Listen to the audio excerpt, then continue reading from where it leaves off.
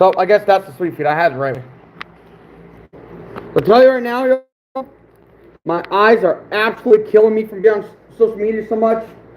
So I don't know how much of this I'm going to read, but I'll start right now, right off the bat. Hit the like, hit the thumbs up, because I'll tell you right off the bat. At the end of the day, Silicon Valley, all these big tech companies are working against the outdoorsmen. You hit the like, it supports us and lets them know that they cannot get rid of us as easily.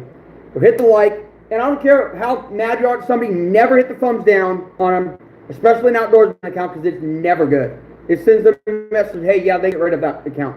Never thumbs down no matter how mad you are at somebody on any account. But for me, hit the like, comment, let's chat. I got some goodies here.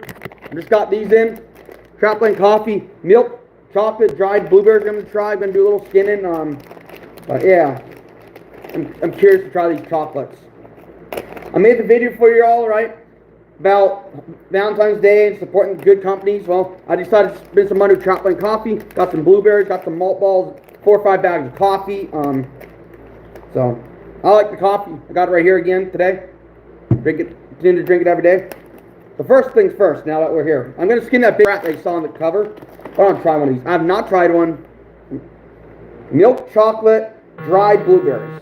Trapline coffee.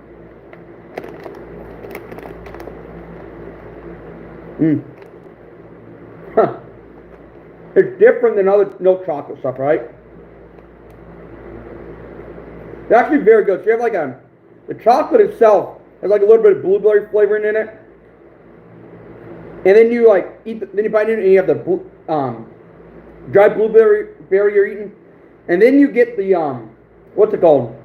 Then you get the milk chocolate taste to it. So it has lots of flavor and lots of different depths, and it's really good. That's the milk chocolate dried blueberries from Trapline Coffee. Something to get for Valentine's Day or whatever, but good treats. I'm throwing 2 more in and then I'm going to get skinning. Oh man. They're really good. Yum. These are dangerous, man. I got to put them away. I'm going to eat the whole bag and I'm on a diet. Should never put them in my mouth. Because now I know what they taste like. I'm going to want more and more and more and more. It's not good. That's dangerous. Woo, that's good. Huh. Let me get the gloves on here.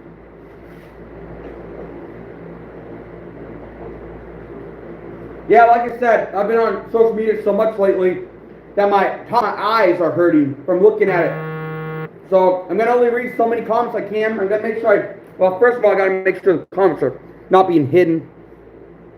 Live chat, there we go. Whereas before I only saw the top chatters, which I want to see y'all. I want to engage with y'all. I don't want to see the most, convenient or what Facebook decides to show me. Or YouTube. I run so many social media accounts I can't even keep track of what I'm on anymore. Like I said, I've been on them so much lately. Facebook. I own like 2 or 3. God, I don't even remember how many I own on Facebook. Actually, owned and started. Then there's groups that I run on Facebook for actual companies. And then I have my private Facebook with 31,000. And the original group I started has 31,000. I have a shellfish group. I have a crabbing group. I have a salmon steelhead group. I have a bass fishing group. On my personal pages, on my Instagrams, I have YouTube. So I run all kinds of social medias, right? And I moderate all of them since around 2012. Had this account for years, just never started it. Was my personal account, turned into an outdoors account. So I've run all kinds of social medias. My eyes, the top of my eyes are absolutely hurting from looking at the phone. I'll look at it and I'll start blinking. Blink, blink, blink, blink, blink, blink, blink. Because my eyes are irritated. So, gonna read the comments best I can. I'm gonna just skin this, get it done. We can chat, do whatever, hang out for a little bit. It's almost 3 o'clock my time. Family should be coming home soon. We don't have check traps today because we have a 48-hour check, and right now on my camera I don't have any rats in the traps, but I did have some rats sneak through the other side. So yeah, nothing caught that I know of, so I don't have to go there and check them out. Like this rat's caught on a land set, so I leave them on land with the temperatures we have. They turn blue and then their hair slips and can them. So anything on land we go there right away and get. The water stuff is cold, kind of keeps them from turning blue, and it keeps their belly from warm and getting too warm, and the guts getting hot and ruining the fur. So we can do 48 hours on that, but if we have something on land, we go get it. It's not worth ruining the animal. I killed the animal. I want to respect the animal I killed. and I want to process the animal and utilize it. No matter how you look at it, right? I've always thought, for years I just killed animals, whatever, but then I kind of took up the notion, hey, who had the most respect for nature and utilized everything? Native Americans. So I kind of took the aspect from Native Americans and said, hey, if I kill something, I'm going to try to honor it and use as much of it as I can out of respect for the animal because it gave its life for me. So, kind of something I've adopted because I think they were right on that, right?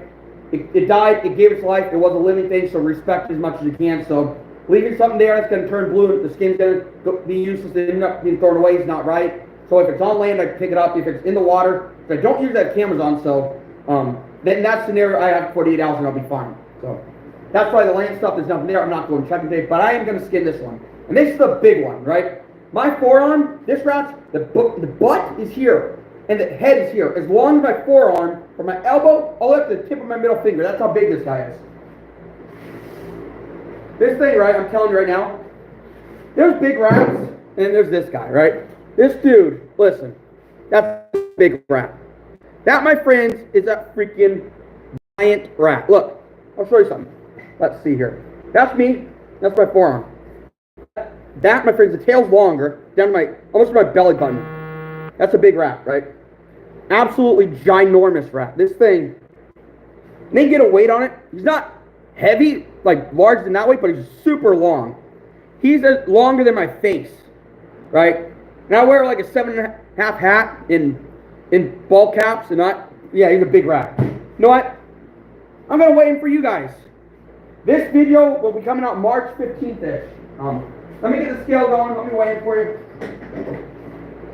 I use one of those Breck nails because I'm a fisherman.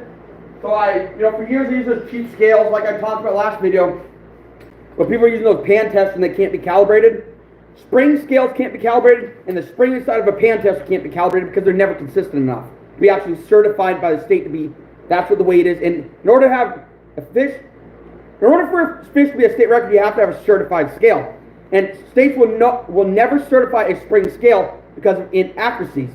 And so when people go off the pan testers, they're never going to get the accurate reading because the spring inside is what's gauging it, and then it stops and catches, right? And so pan testers are never accurate. Spring scales are never accurate, and that's exactly why no state will certify a spring scale. These things are about an ounce off, and I could get this thing legally certified. So if I caught a state record or world record, I would have to wait, take a picture, and there was my world record, because my scale's calibrated to be exactly right. So I'm gonna weigh this guy real quick. That's why I bought this. Actually approved by Major League Fishing. That's a bunch of advertisement, but this scale is what they use. When you ever watch Major League Fishing on TV, this is the exact scales they use right here. This thing's as accurate as you can get. Spend a lot of money on it to get a really accurate scale. So I wanted to make sure I have when I weigh my fish. Because I've weighed fish, I'm like, that fish seems a lot bigger than that scale is saying. So I want to get a super accurate scale and weigh my catches. And this is what I use for fishing. It's what I use for rats, beaver, but I can't use it on animals over 55 pounds because it maxes out. So then with the beaver, I'd weigh myself, hop on the human scale, and do the math to figure out the difference. Let's weigh this guy real quick. Let's see here. Turn it on. The dirt's going to zeros. Let's see. See, my eyes are super blinky because I've been looking at the phone all day. 0 pounds, 0 ounces. Let's just take this clip here. This scale is calibrated to have this on here. So this does not add weight, right? A lot of people hook something put something on, grab the fish or something, a bag or something, and put the fish in the bag, and all that stuff adds weight, so you never get accurate reading. Your scale, if you're going to use a scale, you need to have it calibrated with any attachment to be 0. You cannot 0 and then put something on there because you're getting a false reading. A lot of people talk about weighing their fishing nets and all this stuff and not calibrating the scale to the net, and they're adding all this weight to those fish. They can seem huge when they're not. So this right now is calibrated 0. If I lift up on this, it actually goes -2. So right now, with that on there, it's all calibrated to be 0. Now you need to be careful with that stuff when you weigh your fish. To actually get a real weight, you need to make sure it's measured and calibrated to everything hanging on the scale. Not a large rat, not my biggest weight-wise, but definitely my longest. This one is right at 2 pounds, 14 ounces. He's not a super girthy rat, but he's super long. By far the longest rat I've seen him, and I'm still at 2 pounds 14, 2 pounds 13, 2 pounds 14. When I hold it still, it stops at 214. 2 pounds 14 ounces. I'll tell you right now, I posted a couple pictures of this guy, and they're like, people that trap for a living muskrat were like, let me just say, I got a lot of wild fish and a lot of like, holy bleep. Like, that's big. So, that's the official weight. But, definitely a really, look at that, really big rat. How are we going to do this? Right? There's the arm. My hand, I'm 5'4". I don't have huge arms, but from the tip of my fingers to my elbow is the tail. So, there's my elbow. There's the tail right to the tip of my fingers. So that is about huge rat, my friends. And this catch, look at that. Absolute monstrous. Let's see what I have to measure it. I mean, let's see what I have. You know what? I'm going to appease you people. I'm going to go grab a scale or measuring tape to measure the body.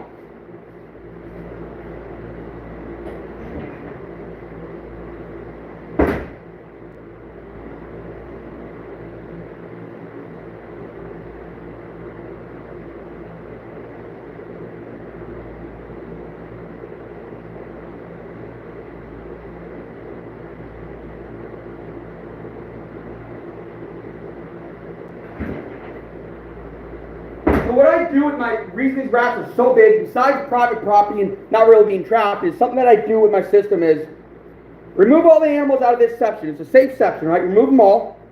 And then that year, as soon as March 15th done, we come out. And then they start moving up, breeding, they raise their kits. Their kits get kicked out of the house. They go out on their own. The males stay there. They found comfortable. I come in and kill the males. Animals, all their babies are independent at that point. Then the adults come up in the winter or whatever. I kill the adults because by trap season, everything should be out of there. That's going to be out of there. Breeding's all done. And then comes March 15th again. More pregnant breeding animals move up there. Breed. It becomes a breeding ground without removing parents that are still breeding on their kits.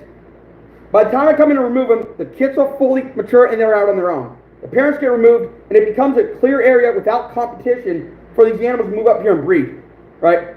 Then once again, they're kicked out, and then more adults, right, come up. And in 2 or 3, maybe 4 years or whatever, those kits come back, and then I remove them. So it's constantly balancing and not eliminating. And that's where I believe in, like, being able to remove some and then let nature heal itself by trapping is super important because nature can keep up with trapping. Whereas, like, I talk about this all the time. Apex predators, wolves.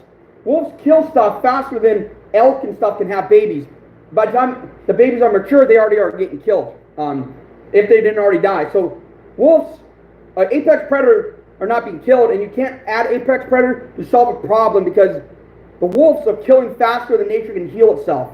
And therefore, what's happening is the wolves are eliminating species, whereas nothing is preying on the wolves, and they're protected. So essentially the same thing that happened, like the bison back in the day, is happening to other species because the wolves are now there doing everything that the white man did to the buffalo. And that's the same situation, right?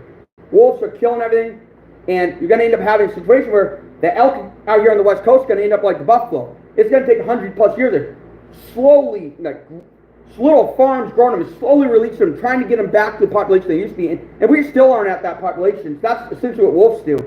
And when you add a predator to fix a problem, or fix feelings, you can't add a problem to fix a problem, right?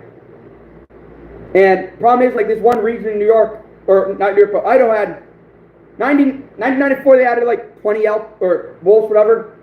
There's 100,000 elk in this region, this area of Idaho, or Utah, Idaho. And then 15 years later, there's like, God, I think 2,000 wolves, and now there's 100 elk in the region. 100 elk, and so many wolves that the elk are no longer there. And surveys, 100 elk from 100,000 elk, 100,000 elk, right, when they added the wolves. Now the wolves have been there, they populated, there's 100 elk in the region in that area because the wolves are there. So adding the problem, like a wolf, to fix the problem is not the answer. Like I said, because there's so many wolves there now, nature can't heal itself and the elk are being eliminated. Whereas you add trapping and stuff like that, I remove a few of these and then nature comes in and replaces them. And it also gives the breeding pair an area that is not contested with other animals that will kick them out and make them go up further. So the first section they're in, they can breed. Whereas they, usually if I left them there, they get kicked out and go further and further until they find an area, and it's super hard for them to breed in an area that's not contested. Like I said, so removing them gives them a safe area without having to struggle to find area, and I think it, same as removing some, it also breeds a healthy population. So, if I kill 14 rats, and then all of a sudden they come up there and have multiple littles throughout the year, they're putting in more than I'm taking, and it's a healthy system, and then you get giant-ass rats like this, just mondos, that move in there and just absolutely no problem, and what you get is like stuff like this, where absolutely healthy section of river, or drainage is not getting touched. And we've been doing it for 11 years, so I guarantee you, having that for 11 years and doing the same thing, this is the result of actively managing it versus, and doing it based off science and how fast nature can rejuvenate itself. This is what you get, absolute giant-ass rats. Big beaver, super healthy animals, beautiful fur, no sicknesses, no diseases, no nothing. And nutrients, all this stuff, all cohabiting and not fighting each other, right? There's actually less nutrient than there are muskrat, but there's less beaver than all this, but all of them are cohabiting there, and that's what you get when you manage an area properly. A safe management plan, you have a healthy ecosystem and a healthy breeding area. And then, like I said, come on in and take off the adults. When the kids are gone, so you don't kill the kids, right? You have a healthy system that removes adults. Whatever other adults are down there following you that are going to breed, come up there and breed. And every time you're removing the adults, so it's opening the breeding area as a breeding area without, because of trapping season, we are confined to between, after breeding, and then also before breeding, which is essentially letting them breed early in the year, become adults, and or whatever, mature and leave. And then all you have is the adults like this, and we pop them off, and then next year, March 15th comes, we pull everything out of there, and they all come in there and breed again. And then the following year will come in there, kill all the adults, and then they go in there and breed again. So with that cycle, you end up with giant-ass rats like this, right? Huge, absolutely healthy fur. So, if you hate trapping, I'll tell you what. You trap, here I trap a couple here and there, right? Iowa, trapper traps 1,000 rats. Doesn't damage the population because there's enough animals there, right? You need to be able to trap a number that balances and sustains the ecosystem, not eliminate it. And a lot of the stuff, by adding the apex predator, stuff gets eliminated because you can't manage what they kill. Trapping manages what you kill and manages the breeding, and all that stuff's worked around that, right? And all science-based. So trapping is super important, super beneficial, and you cannot let these people with their feelings get in the way of trying to come in, outlaw these hunting, trapping, all this stuff. Because if you do that, look what happens with the wolves, right, out here. There's so many wolves now, and they're protected, you can't kill them. You have to go through the states. The state says, okay, they killed a cattle, you can kill one. That's not enough. And now we have something that, since there's no more real predators that prey out there, not many elk, not many deer, they're turning to cattle. Cattle in enclosed places where they can't get out of there. They're absolutely mauling them and killing them. And once you move those cattle-killing wolf summers, they have the taste for cattle. They know the easy meal. They will no longer try to chase something down. They'll just go to pin and kill the animal. So cattle-killing wolves will always kill cattle. They would no longer hunt nor prey. There's all these problems where you add wolves. And you got to remember, I'm not against wolves. I love wolves. They're magnificent creatures. But the problem is they're protected and we cannot regulate them when they're put in. So it's adding, you have a problem, you add another problem, and you add an apex predator that cannot be killed or hunted or any of that. What's going to happen is you have booming numbers of apex predators and you have prey dwindling to nothing, and then something's eliminated, and then they're like, oh my God, I'm sorry, whatever, we'll try to bring some eastern elk or whatever, Rocky Mountain elk or whatever, out here for the Rosebud that are gone. Well, that's not normal. Then you're taking something that you tried to fix and adding a species from different area, which could be considered invasive to the area, brought out here to solve a problem that they created. So this cycle of doing stuff off feelings and being like, oops, oh my God, I'm sorry, whatever, and then trying to fix it with another problem is a cycle how our state is absolutely dwindling and going down the drain for our opportunities. So, manage it off science, facts, and details, not off emotions. Oh my God, animal accidents. We're going to sue you. We need, our feelings are hurt. Oh my God, put wolves back there. You know, that's not, they aren't doing anything off science anymore. They're doing off feelings, and that's how you don't fix it. You have a problem, and then you just make that 10 times worse because they don't go off the fact that, you know, how fast the mother makes regenerate population, or how fast these guys killing the regenerated population. All those problems they don't look at. They just go off feelings. Hey man, let's throw some wolves out here. And here's the worst part. They do it without telling the public, like in Colorado, where that was. They moved them out there, and then they said, hey man, we moved a bunch of wolves out here. And now the farmers are having their cattle killed, and they had no say. And the fact that they tried to do it under the radar is even worse. Washington, for example, just give us 3 days notice for us to say anything about trying to ban hunting and fishing and all this stuff. They tried to slip it right under us with 3 days notice so nobody could say anything and oppose it. But they had plenty of time to plan it. We had 3 days to oppose it, and they're trying to sneak this shit in. And it's gonna throw nature so far out of whack. And then they're gonna turn around like, oops, and go on because they don't care. They have no skin in it, but to appease people that are upset. So it's so stupid, this state, how they do stuff. We have way too many predator animals are going after our elk herds, exactly, and the deer, and it's because of the wolves being in Oregon. Absolutely. And here's another problem with that. Now we have some a-hole hunters out there, or super small moose population, maybe a herd or two is out there. Some hunters out there popping them off now, and he's poaching them and leaving them to rot. And these game officers going after this guy. He's popping them off and leaving them to rot. And we have, a couple years ago, I didn't even know we had moose here, but there's a super small population. And now you have hunters popping them off, and you have wolves popping them off. Those moose are going to disappear, and then we're going to have a whole other issue over there because of that. What I want to know is why did Oregon Department of Fish and Wildlife decided to bring wolves back in the state in the first place? I'll tell you right now. Our governor put somebody in there that is there for the people in the Portland area that are the people that always had the anti-outdoors bills, and they're appeasing the people that have feel. They're like, oh my God, the animal, right? I have dogs. You hurt my dogs, you would not touch my dogs. Let me just put it that way. Even if they happen to get out, come hell or high water, I'm going after whoever touches my dogs. I love animals. I'm a trapper. I'm outdoors, but at the same time, I'm talking on Facebook. Hey, people dumping dogs up on the top of the highway up here. We need to get a group up here to go rescue them. So being smart, I can understand the aspect of trapping and the benefit and saving certain animals. But when you go off feelings, they can't do both. They can't ration out one and also do the other. They do all feelings, and that's how you have problems. So it's based off emotion and not off any science. And all these animal protesters, they are wearing their heart on their sleeve, and this is true. Facts, what I'm talking about. Absolutely. They don't, listen. You look at, I'm going to give you an example, right? It said 14 degrees over here this year. And I know for a fact, on the dash with my dad's truck one day, when we were going fishing, Fish Pride Pond, it wasn't frozen. I'll tell you right now, it said 6 degrees.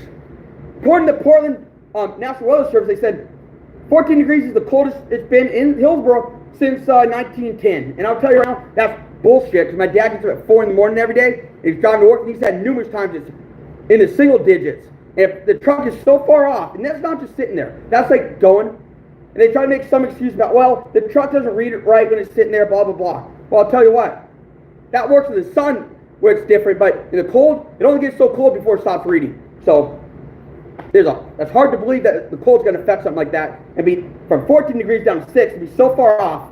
I don't believe that, because when I look at my phone, the truck's 2 degrees off at max. But according to them, it's never been that cold. But my dad and I have seen it numerous times where it's that cold. But here's what they rely on. The public gets up in 8 in the morning, whatever. They don't see that cold because they're not awake. So they can sit there and claim, hey, it's never been that cold. Our records show it's never been that cold. When in fact, I have a screenshot of the dash saying 6 degrees at 6 in the morning. So that was already warming up from where it was.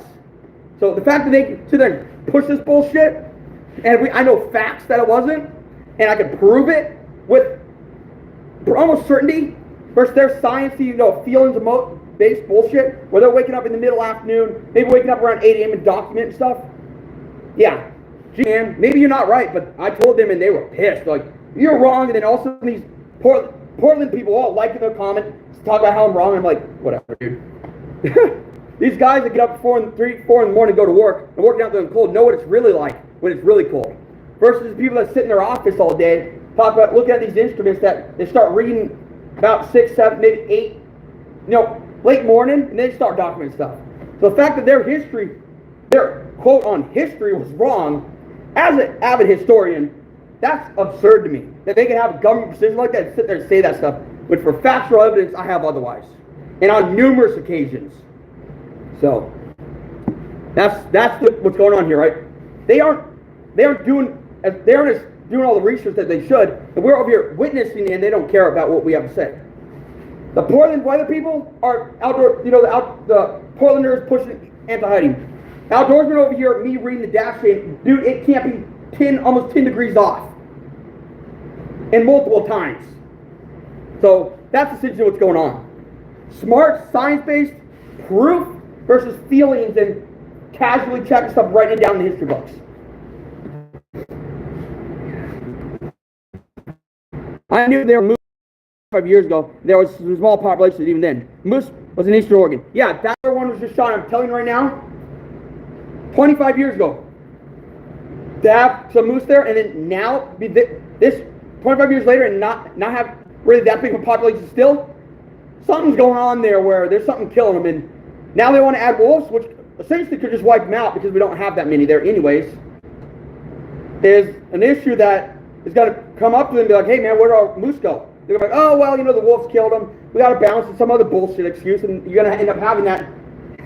Whatever their excuse be, they're going to somehow try to justify it. And then, you're going to get the Portlanders that sit there and believe all that shit, and then we're going to be like, what the hell, you're wrong. And they're going to be like, well, we're louder than you. We have more money. We have like huge organizations behind us. Screw the outdoors. We're going to shut them down. This is whatever, It's us against them. Feelings versus facts and science.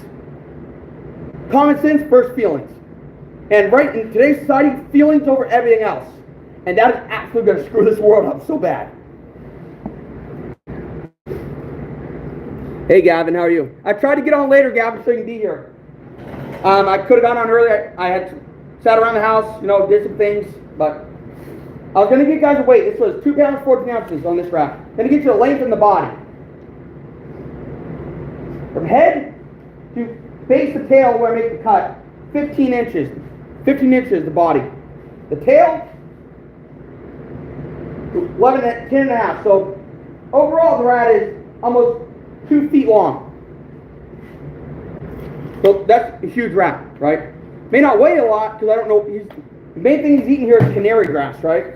He's not super fat. He's pretty lean, but he's a super long rat. Way more length than gut. Really large rat. I knew there's, yeah.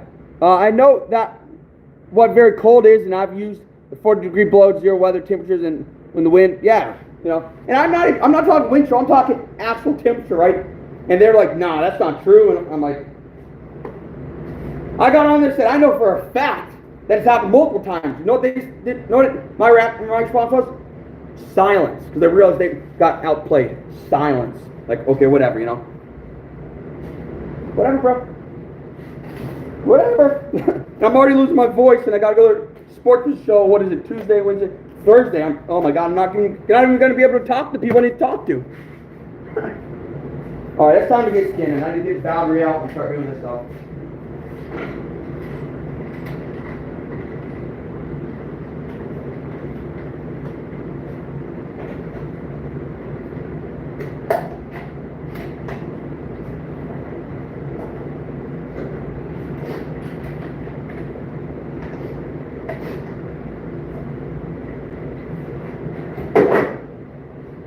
Oh, my ears.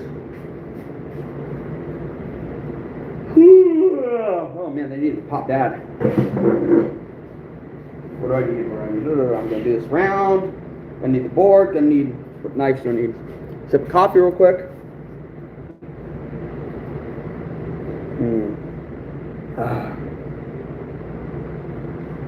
Let me tell you something. That coffee's good. if you Don't think I like it. I would have just bought 4 more bags. Oh, some of you saw it. A couple treats too. Trapline coffee, milk, chocolate, dried blueberries. I put this bag aside. I'm glad I'm not taking another bite, because if I take another bite, tell you what, I can eat that whole bag in a couple minutes. That's not good for my diet. I'll tell you what. That is dangerous. If you buy some, you got to get addicted to it. It's really good. I don't know if you heard about TraplineCoffee.com. They have chocolates, they have malt balls, chocolate covered espresso beans, coffees. Veteran owned, husband and wife team. No big distributors. Husband and wife team sit there and sell it, ethically sourced, pay the farmers well in the countries they come from. Same beans from the same places. They aren't mixing 25 different beans at the cheapest price they can get, like some large brands. Are going to have high quality coffee every time. Coffee, high quality chocolate. They aren't looking for cheap farmers and they look for cheap beans to make a large profit. That's not what they're there for.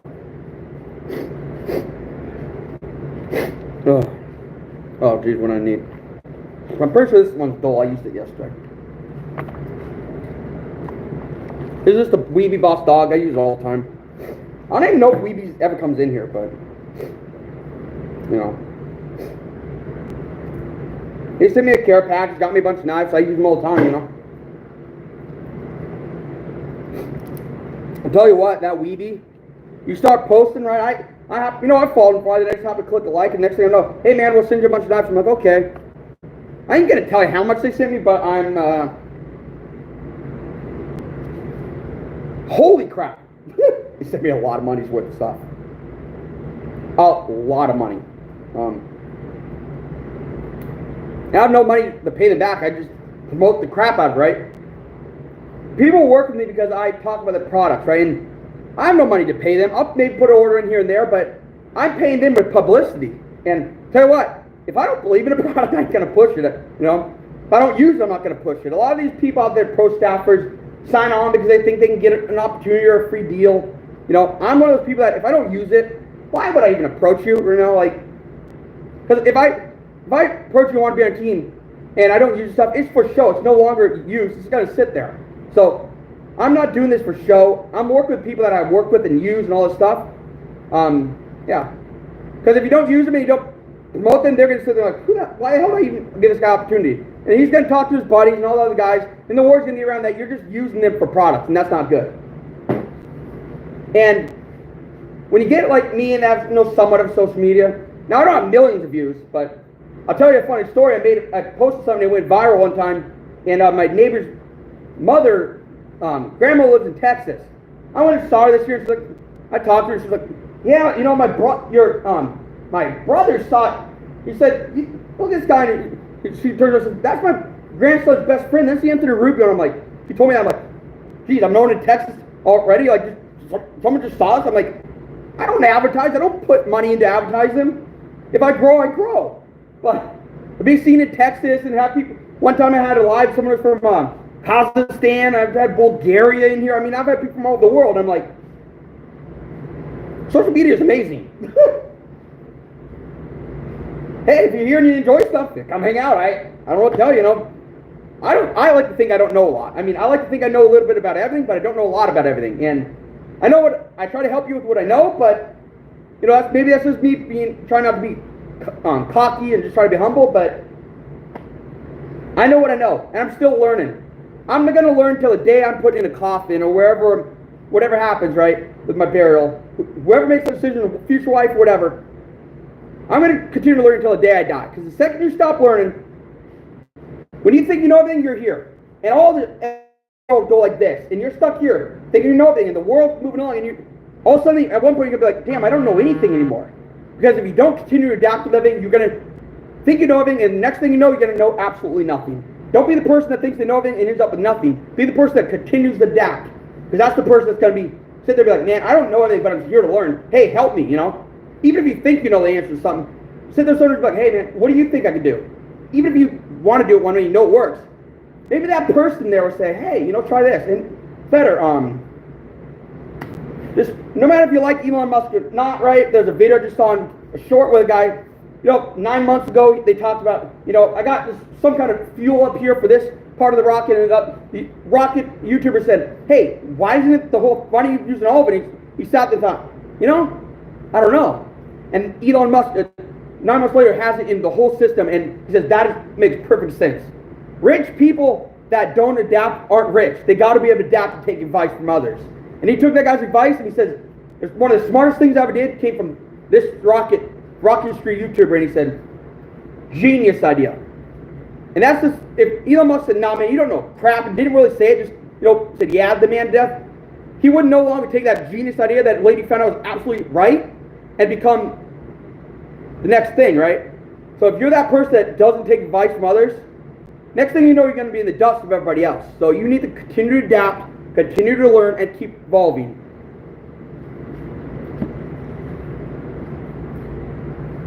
I know what, yeah, so like, if you think, the second you think you're the best out there, I don't care if you have 10 million views, you have the most, or 10 million followers, the biggest following on YouTube. You could do something, and you can have some old timer walk and say, man, you could have done this, and that YouTuber that's a huge following, if he thinks that guy's full of shit, he's never going to learn it. Even if that's a great idea, and if he does take that guy's idea, he may come back with 20 million followers, because all of a sudden that guy's idea is perfect. So, don't ever turn down somebody else's idea and think you know better than them. Doesn't matter if they're new or not, right? One thing my mentor always said, I was learning and I was young, and he said, my mentor's at PO, he's tall. And I was short and young at the time, and he's like, man, I pointed to him, like, what do you think about that hole? And he's like, man, I didn't see that.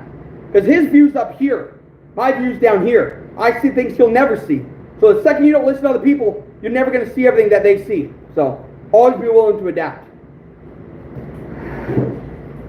And also, I made it short. I said, listen, outdoorsman lesson of the day. 20 years in outdoors, my whole life pretty much out there, right? Number one thing I learned, tell the truth, right? But don't tell the whole truth, right? And what I mean by that is, tell the truth, give some details, but don't tell your secrets. That doesn't mean, hey man, lie and say you went over here when you didn't. Just be like, hey, I caught him, this part of Oregon, Northwest, or whatever, the coast. You don't have to tell them where, but be honest with them. Just don't tell them everything. Because if you tell all those details, those little secrets that you spent 20 years learning, they're going to take off with it and run with it. Whereas they won't do any effort of the 20 years you did without all that social media, right? They just learned it like that, right? So, another interesting example, I have a friend. He owns a massive decoy company, Stephen Ranella, right? I don't know if I'm supposed to tell this story, but he was on Stephen Ranella's podcast, Meat Eater, right? He was talking to him, and they asked him questions, and this guy, Dave, my buddy Dave, talked about some things, and he, said some things, and he realized when he said something, those guys had a dumbfounded look in their face and never realized it, right? And this guy's never killed this particular animal. He gave a tip, and that guy went and killed one, right? And this guy started realizing that these guys have a big social media, but they don't know they don't have all the answers. This guy's almost 60 years old. He has a ton of answers these guys have not figured out. And he's thought to himself, I got to be careful what I tell these guys, because I spent my whole life learning this stuff, and these guys are going to go run with it and tell everybody. So I have the answers, but do I share it with them and then exploit it for all their money in the world? Part of the fun was learning it. He didn't want to just give them all the answers, but he said, I could have said some things that would have absolutely blew their mind, and they would have thought it was absolutely absurd. But he didn't want to tell them because, part of the fun is learning. It just goes to show that if you think you know stuff and you have a big following, may not mean you actually know what's going to be 100% effective. So. And Meat Eater, I'm talking like Stephen Ranella and their crew. A lot of people look at him and, man, they know a lot. But here's the thing. Some of the things he could have dropped, he dropped one little thing and was like, realized, whoa, I got to be careful what I say, because these guys don't know that stuff, right? It's secrets. It's going to, if I tell them, they're going to put it all over the internet, and then there's going to be no more deer left, because everybody's going to do it, and the deer are going to be wiped out. It's one of the best little secrets. He said, I can't tell them. But I know it. We do it. We have tons of deer show up all the time. And bears, deer, elk. And let me tell you something. He said, I'm not telling them, because next thing you know, that gets out. Those deer, they don't stand a chance. There's no more fair hunting. They're going to be slaughtered. People are just going to pop them all off and clean out herds with that stuff. But you got to, that's the thing, right? This is my mentor that taught me to trap, right? You got to be careful with who you tell and what you tell, because Tell the wrong person, next thing you know, it's everywhere. Now, I'm saying this, but I'm also restricting a ton of information because it's not really my story to tell, but I'm going to tell you something. And the story, the point of this is be careful who you follow, right? Because they have a following doesn't mean they may know, right? People may be going there to learn. Like I said, I've given no details on it really. I just the fact that, sometimes people carry themselves as these knowledgeable people, but then these people that come out that are more knowledgeable share something, and they're like, whoa, what? Blows their mind. So, it's not always the loudest people that know the most. It's usually the quietest. Now, I do this stuff to help people, but there's a lot of stuff I would never tell, right? And stuff I've learned from these people that I would never talk about. But here's the deal, right? It's usually the people that are the quietest or keep the most secrets that are going to have the edge that's going to put you on, like, a ton of animals, right? So, the loudest will get a following, the quietest knows the most. And a lot of these people that have a big following are repeating stuff that other people have said. It's not even their own knowledge, so you just got to be careful, right? A lot of, you talk about how I put up fur and all this stuff, that's how I do it. I can simply go say, you need to scrape them, you need all the mainstream stuff, and sure, that's been said a couple thousand times, but do it my way and I sell them just fine, So, that's why I don't want to do it like everybody else. I don't want to sit there and preach everybody else. If you watch 100 channels and say you need to scrape a raccoon this way, you need to get this and this, it gets repetitive and boring. So, I try to show you different ways of doing it, and that's it. So. And being different has got me the following. And it's also got me a lot of haters that gave me free publicity to have the following that I have. So, at the end of the day, take me all you want, make all this social media accounts you want around slandering me and all this, trying to corner me and public shame me, whatever. That's fine. I'm getting free publicity. And anytime they do that, they see Anthony Rubeo this, and they go, let me go look him up. And then they find out what I'm doing, and they are more likely to follow me because they found out what's really happening versus someone's biased and upset right over here. They're going to realize that people that, blindly follow this guy, fine, don't need them because they're going to bring more crap. But the people that somewhat follow him and then are curious about what's really going on, those are the followers that are going to come over to me and actually be open and willing to work with me and understand what I'm doing. So just because you have a hater, like I said, Toby Keith said it best. Haters bring you money. How does that happen? Haters bring you followers. Followers bring you money. Because followers bring you views, and views pay your bills. So at the end of the day, haters pay your bills. So let them hate. It's free publicity. I guarantee it. I guarantee it. You're going to get followers. Let them hate. Because then they're putting your name out there. That's the truth. Now, I got called the world's worst beaver trapper because I was very transparent with what's going on in my trap line. So I ended up deciding to make a couple of videos and saying, world's worst trapper is still successful. I started weaponizing with the words like I said. Because I know some people are going to start looking that up because he started saying stuff. So they're going to start looking me up and all stuff's going to show up and I'm going to say this and all they're going to watch is, man, this guy's still successful. What the hell is this guy talking about, So I weaponized the words. The words, world's worst trapper. Took the beaver off. And it said, world's worst trapper, because this guy cued it. So, I guarantee he's out there rambling with his friends about it. So when they look it up, they're going to find me, and they're going to find me, it's still successful, and I'm killing stuff. Free publicity right there, and weaponize what he said against them. That's called advertising. Good or bad, you weaponize that stuff. Whoa, it's hot in here. Pretty sure this is a male, too, so big old bruiser male. This rat. I need to remember how I'm going to do this. Yeah, I need this tool here. Going to zip them round. I'm so tempted to do them. He would be huge on a regular board, but I want to do them round. Right this year I have 2 or 3 round up for sale. I don't have a lot. The regular way I have 10 plus for sale, and it's one of those things where I'm like, I don't need those this year. So depending on what I sell this summer over the year, next year I may case skin all these guys and sell them that way to replenish my stocks there. I don't know if you guys can see this. I don't have this light. It's rechargeable, but doesn't hold the battery long. I get a little skinning out of it. So I don't know how much you're going to see, and I don't know how much I can actually show you without getting you docked. So Now, I played a dangerous game when I uploaded that muskrat video, in under 5 minutes skinning video, because YouTube hates that stuff, right?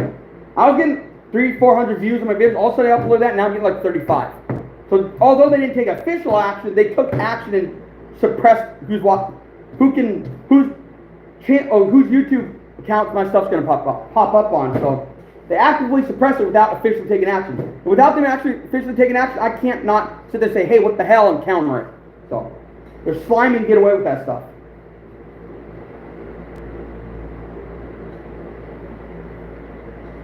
I don't even know what time it is. Hey Corey, what time is it out here? It's gotta be 3 something. Whew. I'm mad at Corey's still in here. He's a damn good guy and he follows me. He's pretty loyal. I mean, listen, Corey's very loyal, right? I learned to kind of underplay stuff, because when you are wrong, it doesn't hurt as bad when you find out you're completely wrong. So I usually underplay it. If I say something like, you know, guy's a pretty good guy, he's probably a really good guy, right? It's just, I've been wrong occasionally and don't like being wrong, so I usually underplay stuff.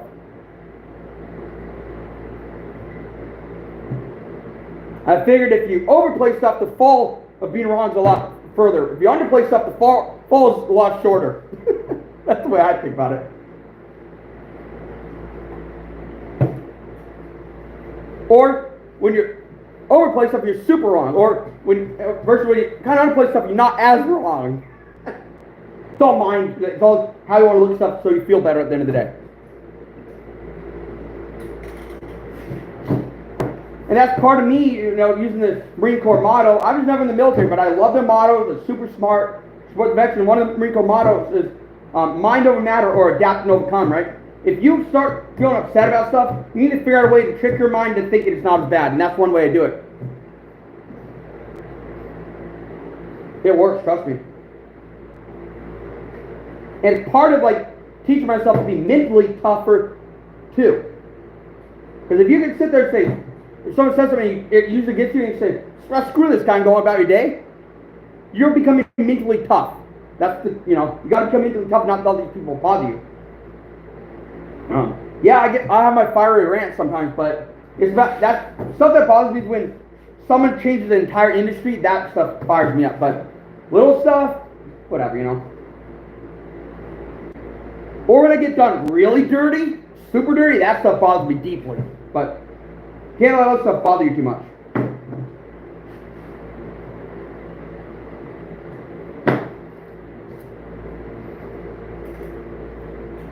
Make sure y'all hit that thumbs up.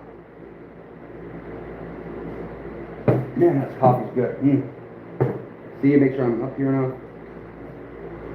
Now, that's my finger. I literally told you guys every time I say with the scalpels, I poke myself. I did it again on this live. Literally every time.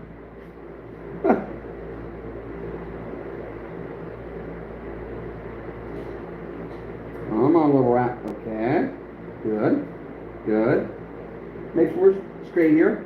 Take a nice, good cut here. Oh, popped out. Find that hole where we were. It's got big old glands. Find where we were. Let's see here. There we are. Start going here. Above that chest plate. So we don't, you know, above that chest plate. Up to the neck. Come on. Above the lower jaw. And let's see, out that lip the best we can. There we go. Should be out the lip. There we go.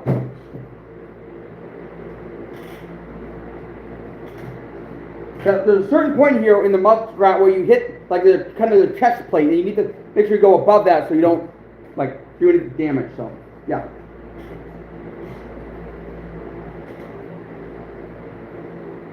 This is a big dude. Most of the other rats were, stopped at this guy's chest. This dude, a big dude. This guy, if I could figure out how to mark him, I'm keeping him because he's a monster. I think it's March 15th it's coming out, something like that.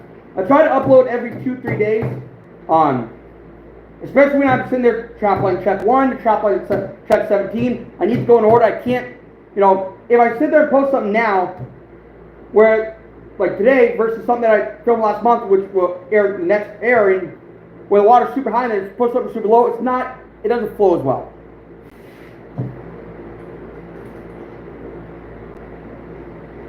Oh, this got big old glands, man.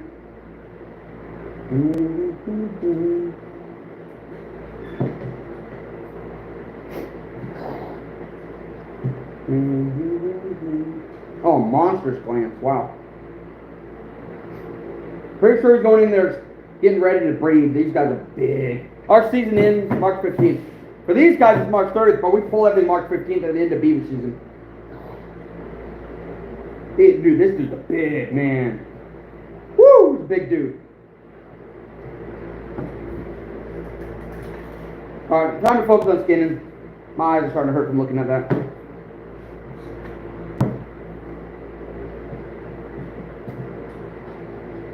Woo! Oh yeah, this is big, man. Big dude. Yeah. Absolute mondo. Look. Holy crap. Tell you what, managing this system the way we do has produced some absolute frickin' giants. Woo! And if you were to tell me, hey, you doing what you do is not managing it, and I'd say, well, 11 years, it had to have at least somewhat of an effect on this system.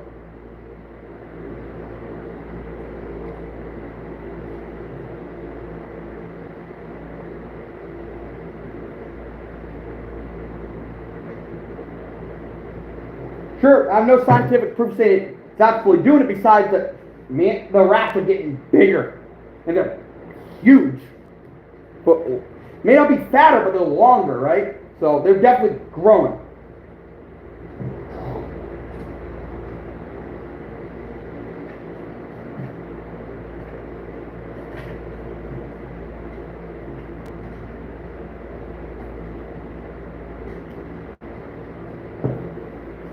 Yeah, this dude's a big dude, man. Woo!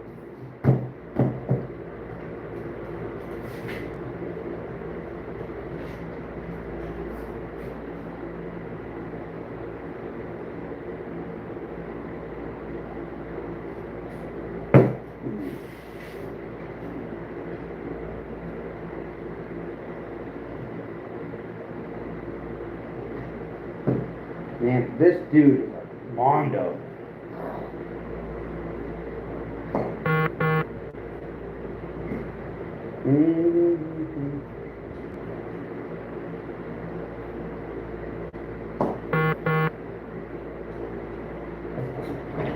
Cool. That helps. Oh. This dude's a big dude. Monstrous glands on him. Oh, come on. Anything at work? Anything in those two traps? Nothing? Okay. No. Yeah, Radzill's right. He's about 15 inches long. The body. He's just under 2 feet long overall. Ooh, that's gonna be a stinky one. Oh, that's nice. But just overall, including tail, just under 2 feet. The body's 15. Yeah.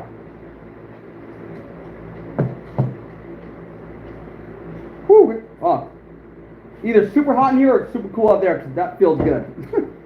Want something? Oh man, that felt good on my face. Breeze or something? Or what's going on? I put that fish roller down. That mixture, coyote was there almost exactly at night.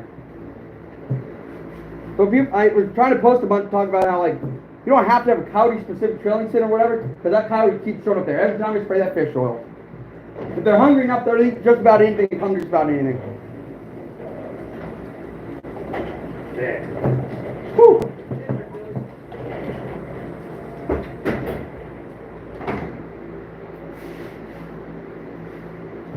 Oh, that could be bad. I just realized I left all the coffee on the counter.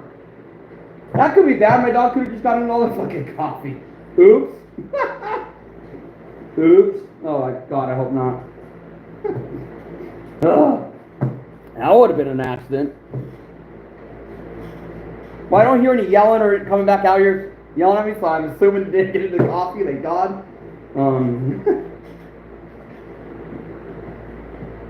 Dude, the glands are huge on this guy. Like a lot of people do, you know, they can just peel it right off, whatever. I'm trying to get it as clean as possible so it's less work afterwards.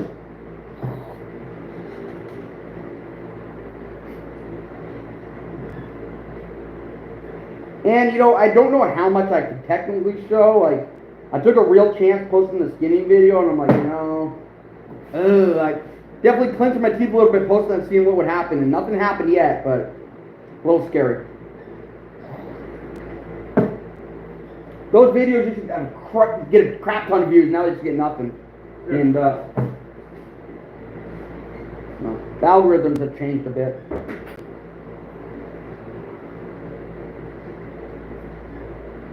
Absolute jumbo wrap.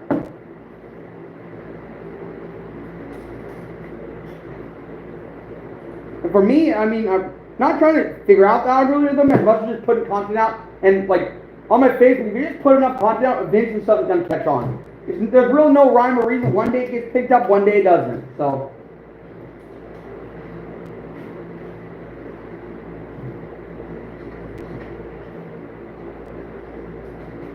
I tell you what, on Facebook when I post trapping, you know, like following my new followers almost gets down to like 100, maybe 200 in trapping season. But as soon as I start posting fishing stuff, whoo, it goes up multiple thousands upon thousands throughout the year. Just boom, boom, boom. But trapping, it goes almost to nothing. I'll tell you what, if that doesn't tell you anything that Facebook's suppressing trapping versus fishing, I don't know what to tell you. I mean, in 2 months I went from 29,000 to 31,000 when I was posting fishing. Trapping seasons came around and I've gained like 100. And my posts go from thousands of likes down to maybe 10. So they haven't taken official action, but I'll tell you what, they're definitely sitting there doing something in my account because, you know, it's one of those things where the reach has gone to shit. I was reaching 4.8 million people at one point during fishing. I post fish stuff. Now my reach is around 400,000 people. So they cut me down to nothing. They don't like this stuff we do.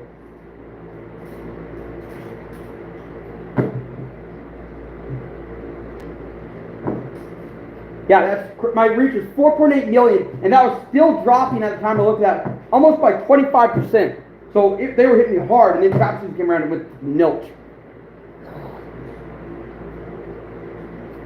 And all that was not really me putting any work into sharing into the groups, getting in front of eyes. That was all natural growth, right? Natural attraction. Now, if I don't share it, I get maybe 100,000, but if I share it in these groups, I get maybe 400,000 people seeing the post, and that's not always interacting, that's just, hey, look, scroll past somebody, oh, they saw it, and counting that, right?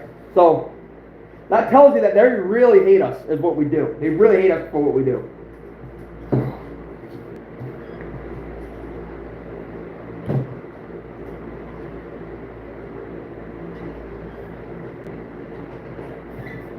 So I'll tell you what, if I go report some vegan sitting there slandering the shit out of us, nothing ever happens to them, but if I post something, I get dinged right away. If I sit there, say something, you know, I don't try to censor it around the system, I get dinged immediately. But those guys sit there and crap talk. At the end of the day, sometimes I'll block them and other times I'll unblock them just so they bump my numbers up, get a little traction going, and then I'll block them again. So I weaponize their anger to boost my page. That's another strategy I use. It's actually really funny. They don't even realize it. And usually what happens when they sit there and post, the outdoorsmen go say, hey, what the hell's wrong with you? You know, they argue a little bit. Then, you know, everyone says, okay, something's really happening here. Let's sit there. We need to get a little more publicity here. And that benefits, and then I'll block them. Then, you know, a week later, I'll unblock them, right? And I'll antagonize them a little bit. Then they'll come in and start saying shit. People engage, then I block them again. It's just that boost to get the algorithm to catch on to what I'm doing. And that works. And they think they're being all this sneaky stuff and all this stuff. And I'm just like, I'm just weaponizing them to push my content. It's really funny. And they don't even realize it. It's an evil, evil, dirty tactic, but it works. Now, with that being said, when I know I'm unblocking them, I'll be very careful what I post because they will take it, right? And usually if I post something that I'm not sure about, I will let it go get buried in my page before I sit there and unblock them. Because they're going to take that and weaponize it, right? Although that's good for my page, it's bad for what we do. So I got to be very careful with how I do this. And there's very much strategy behind it. There's a lot of planning.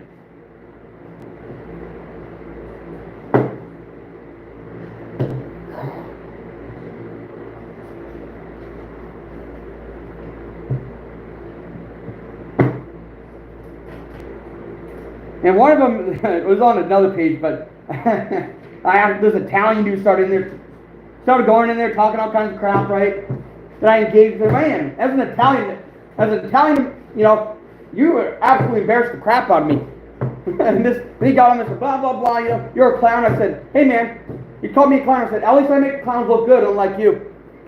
He deleted his comment. Then he got mad again. Then I talked to him. Then he started talking in Italian. I said, oh, I translated to Italian. I said, oh, you want to talk shit in Italian now? How you think you're gonna one up me? And I started talking to him in Italian. He's like, then he got mad and left. And I'm like, yeah. Just because you want to sit there and start talking in your native tongue, and usually Italians, when they talk in their native tongue, they get mad. They're mad doing that. So I knew I was getting one up on him, and started talking to him in Italian, and all of a sudden he's gone. And I was like, I beat you at your own game, you sucker. Oh, it was really funny. Now, I'm Italian American. I'm not full-blooded Italian. Like, he didn't need to know that.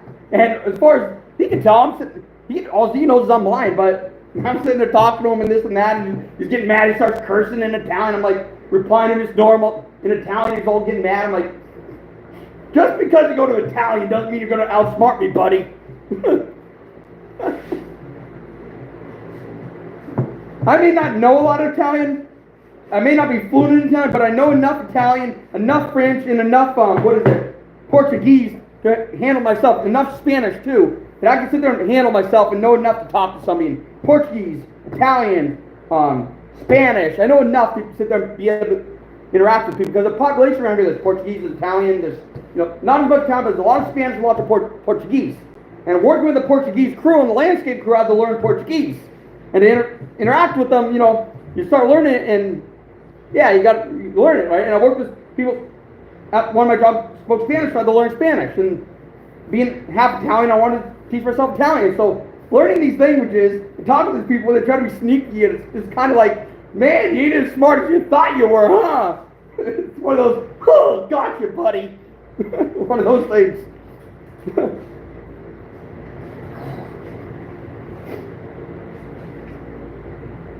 It is really funny to me.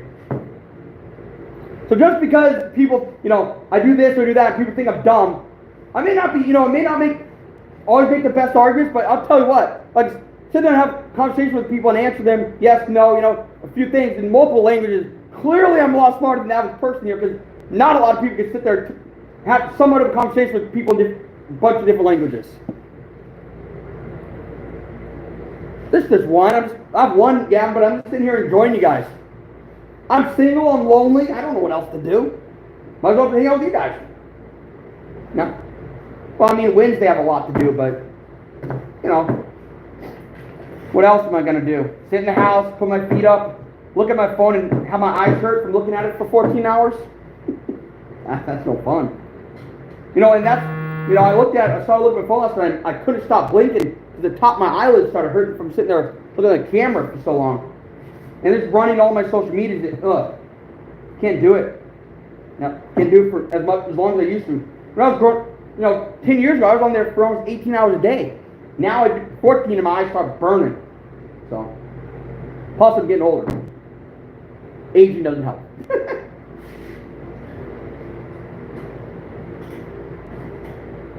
I have no girlfriends. You know, I'm nobody to sit here and talk to. I'm my parents, but I like to socialize. I like to be around people. I don't have a vehicle, so like I can't just go out to the bar and hang out with my friends. I go in here. You guys are my friends, you know, that's the thing, right?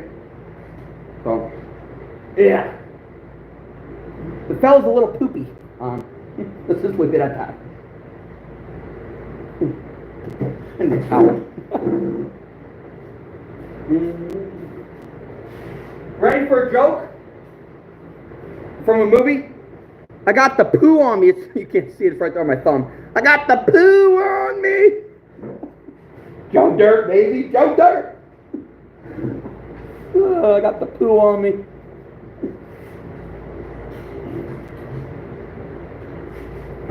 Look. Come on, fella. Clean yourself up. Look. I got the poo on me. No more.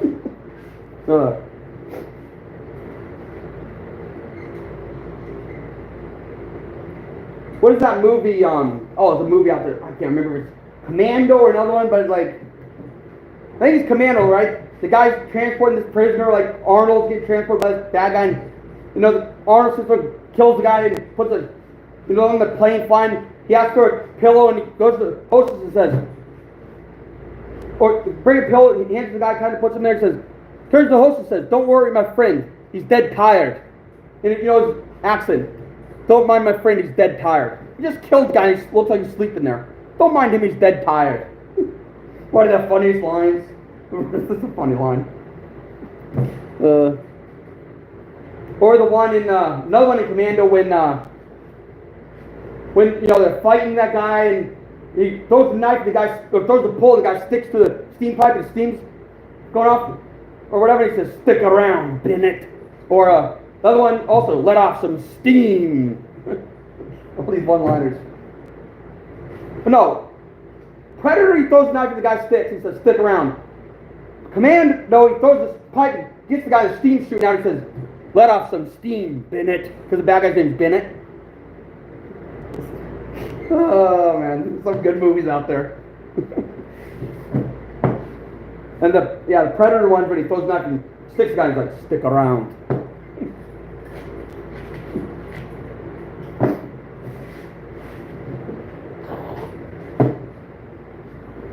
The newer movies just don't hit the same. Maybe it's because I grew up, you know, I was born in '94 and I grew up, you know, with early 2000s, you know, 80s, 90s, early 2000s movies, but these new movies just don't hit the same.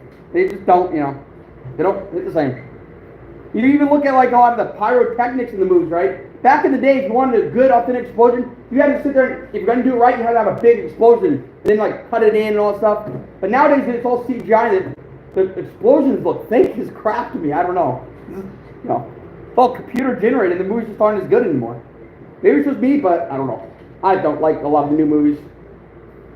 Very few new movies are even that good because the majority of it's done on like CGI computer. I'm like, it just doesn't look real. If you go back and look at like Jaws 4 or whatever, Jaws 3 in 3D, back in the 80s, there's 3D, right? So you have to have 3D glasses on to see it. So in the movie, when the shark comes, he just goes like this, nah, he's going in and out eating, but it's not real. It looks super fake. And essentially, that's exactly what I see in these new movies compared to the movies where they actually have to do the special effects to get the effects they wanted versus doing it on a computer. So that's essentially how I look at these new movies. They just don't do anything for me. Sure, you can have giant ass explosions, big plane crashes, all this fun stuff, but it just doesn't have the same look to the movies.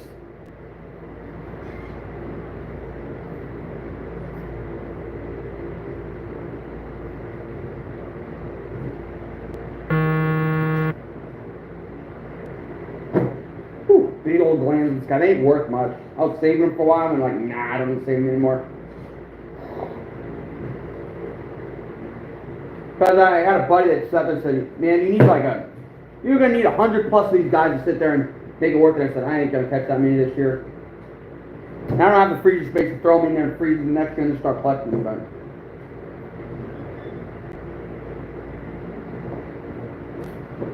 come on, dude. Yep.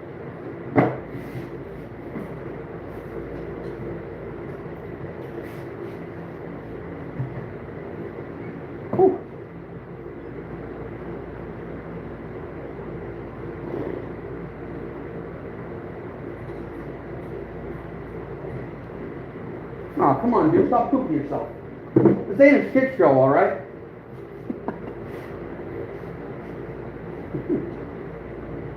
Look.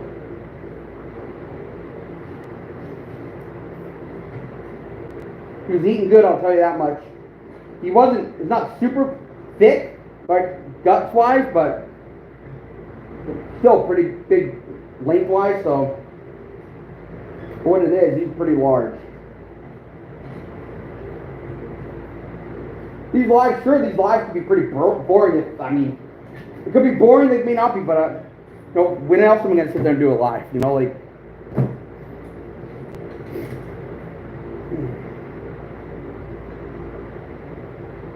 And I really, one of those things I need to do is really give my eyes a rest. I'm sitting there scrolling social media all day, so I had to sit there and get off the, I decided to go live and skate, so I'm not going to sit there like this all day and make my eyes hurt.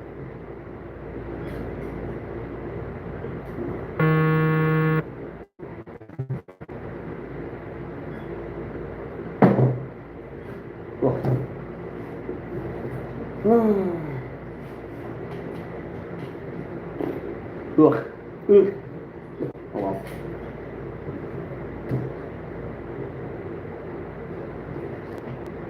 Mm.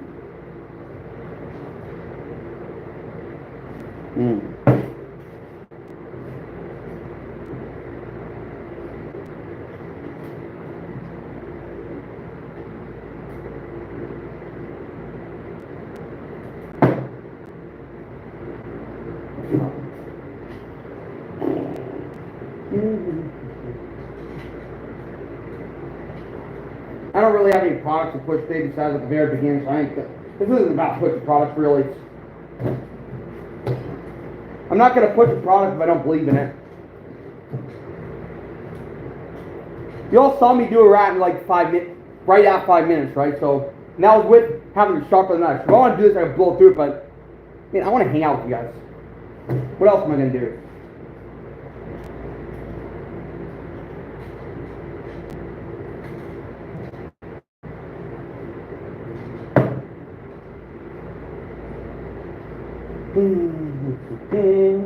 Yeah, that's a big pelt. Jeez, give me crickets.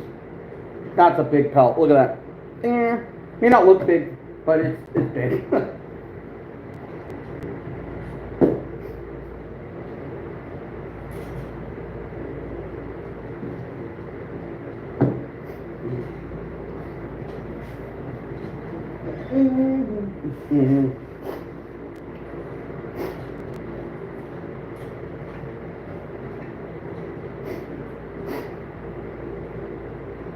Do you guys like seeing me unbox stuff? I really, like, I try to bring you different content. It's hard to read what people like, what people don't like, you know.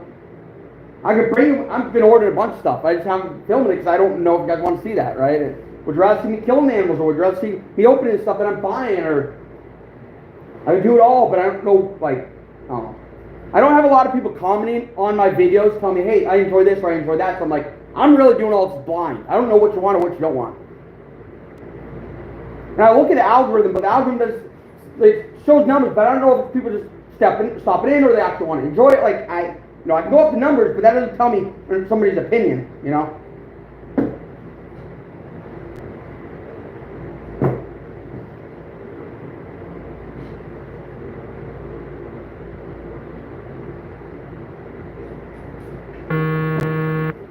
Because with that I get the algorithm and the statistics, I get an overall picture, but I don't get like the people that are loyal here and there. I don't get those opinions.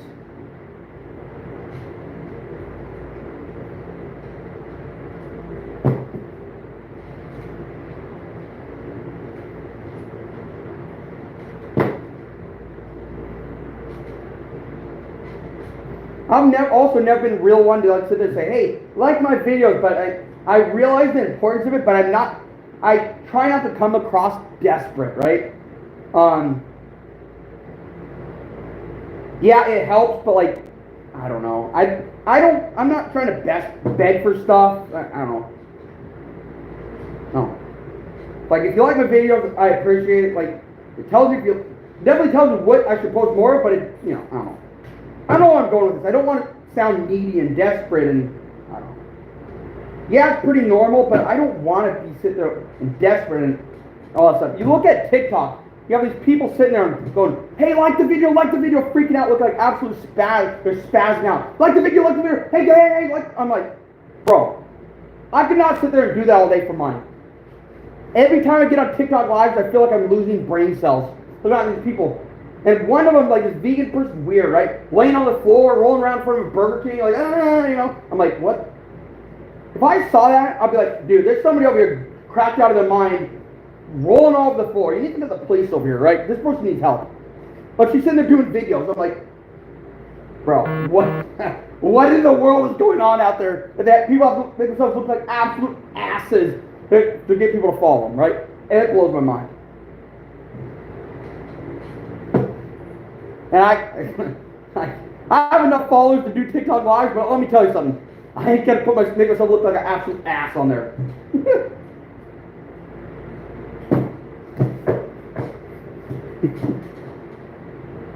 I mean, TikTok can be fun. There's some good fishing videos on there, but man, you get like algorithm will pick up what you want, but then you come across the one that you just because the person has a million followers and they themselves look like an absolute ass on there, right? It's like, geez, I have to see that. Like I can't go where I have to see them. Like then you scroll where you want to see, and then you have another one, and it's like, for the love of God, what is going on in this world?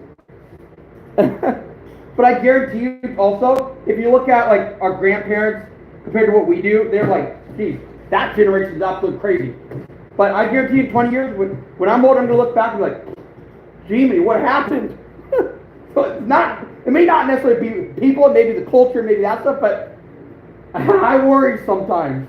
I don't know, I worry. I worry about what people are doing. You want to hear the most absurd one I ever saw? Besides the whole crappy Tide Pod stuff, there was this lady, this girl, so desperate for followers, she went into a public bathroom and licked the toilet seat so people would sit there and like and get her followers. You think a man in the right mind would want to kiss somebody that licked a public toilet seat? I don't think so. I wouldn't. That's nasty, right? People worry about sitting on them already with what's on there. Why the hell would you sit there and lick that? Are you that desperate for people to follow you? I'll tell you what, I'm not. No. That's like absurd. That's crazy to me. To lick a toilet seat? What? No. I mean, you might as well, if you're going to do that, you might as well go lick all the porta potty toilets out there too, because that's absurd. People like, it blows my mind, I don't know. I don't know. That's what I like to say all the time, right? Yeah, I may be on social media, right? I may somewhat be loud on here, try to, have my opinion, but when you meet me in person, I'm pretty shy, and I'm also one of those people that, like, first couple times, right? When I was in the big sports shows out here, there was a pretty popular dude, right? And for the first couple years, I walked past him. I didn't want to say anything, because I'm like, I don't know, I'm a little nervous. But finally last year, I talked to him, and he was so nice, and I'm like, whew, I'm pretty nervous to approach people sometimes, and yeah, so I try to help people in here, but I'm definitely not sitting here trying to get people to do stuff. And I'll tell you what, you're never going to see me lick a toilet seat on here. And you got to also remember, those people sitting there licking toilet seat for views are also the ones sitting there telling us how trapping and the outdoors is bad. Can you tell me any common sense there how the outdoors is bad, but yet licking a toilet seat isn't? A dirty public toilet seat? Tell you what, I'd rather take chocolate than licking some toilet seat.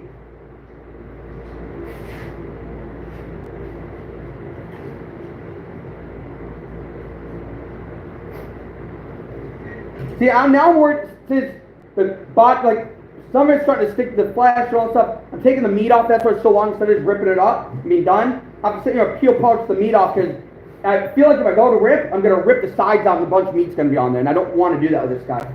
Right? So, it's definitely a slower process here. That's what I was doing, but,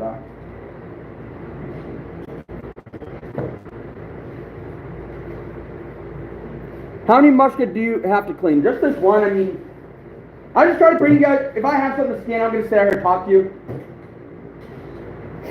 I don't have anything else to do. It's trapping season. I really have my social medias bringing in a couple bucks here, a couple bucks there, but at the end of the day, I'm not officially working right now, so this is my work, right? I'll go pick up a job somewhere if they pay me enough and feel like I get paid what I'm worth. And then I'll work, tell beginning of traffic season, they're like, hey man, I gotta go do my stuff. Whether I quit or get fired, whatever. But at the end of the day, I'm leaving to do what I need to do, and then they take me back. They take me back. If they don't, whatever. I'll go on to somebody else. You know, so because I know, like with landscaping, I've been doing that pretty much as long as I've been fishing, because we take care of somebody's property, right? And I've been taught by somebody that's spent his whole life doing mowings, and I know I have commercial equipment here that I use, and I have all the ins and outs, so I don't run all equipment, right? I know my value, and I know my skill level. So if they think I'm worth it to bring me back, bring me back. If they're not, whatever, I'll go bring my skill to somebody else. You know? And I guarantee you, that other person's going to hire me.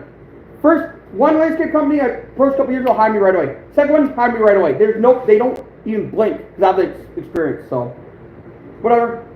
I'm not too worried about going from job to job, because I know my worth, and when they sit there and can't find something to turn all these people over, and then they decide to call me back, I'll go back, but, well, you know, whatever.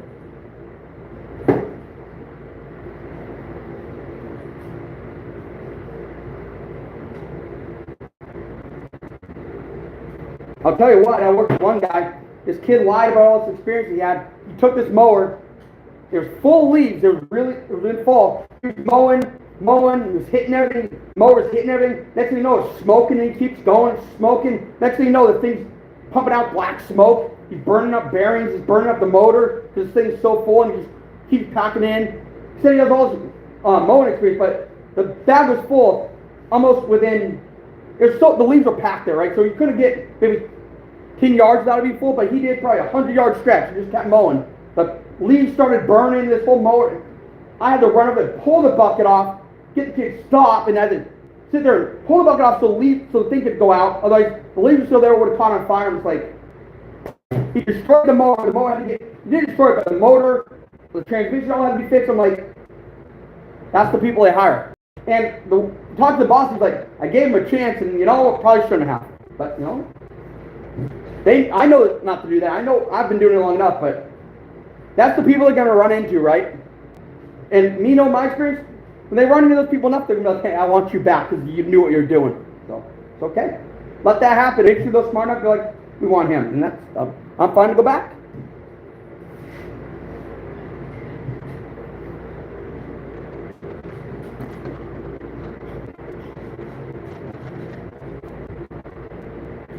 Those landscaping jobs, if you don't know what you're doing, they have a very high turnover rate, so whatever, you know.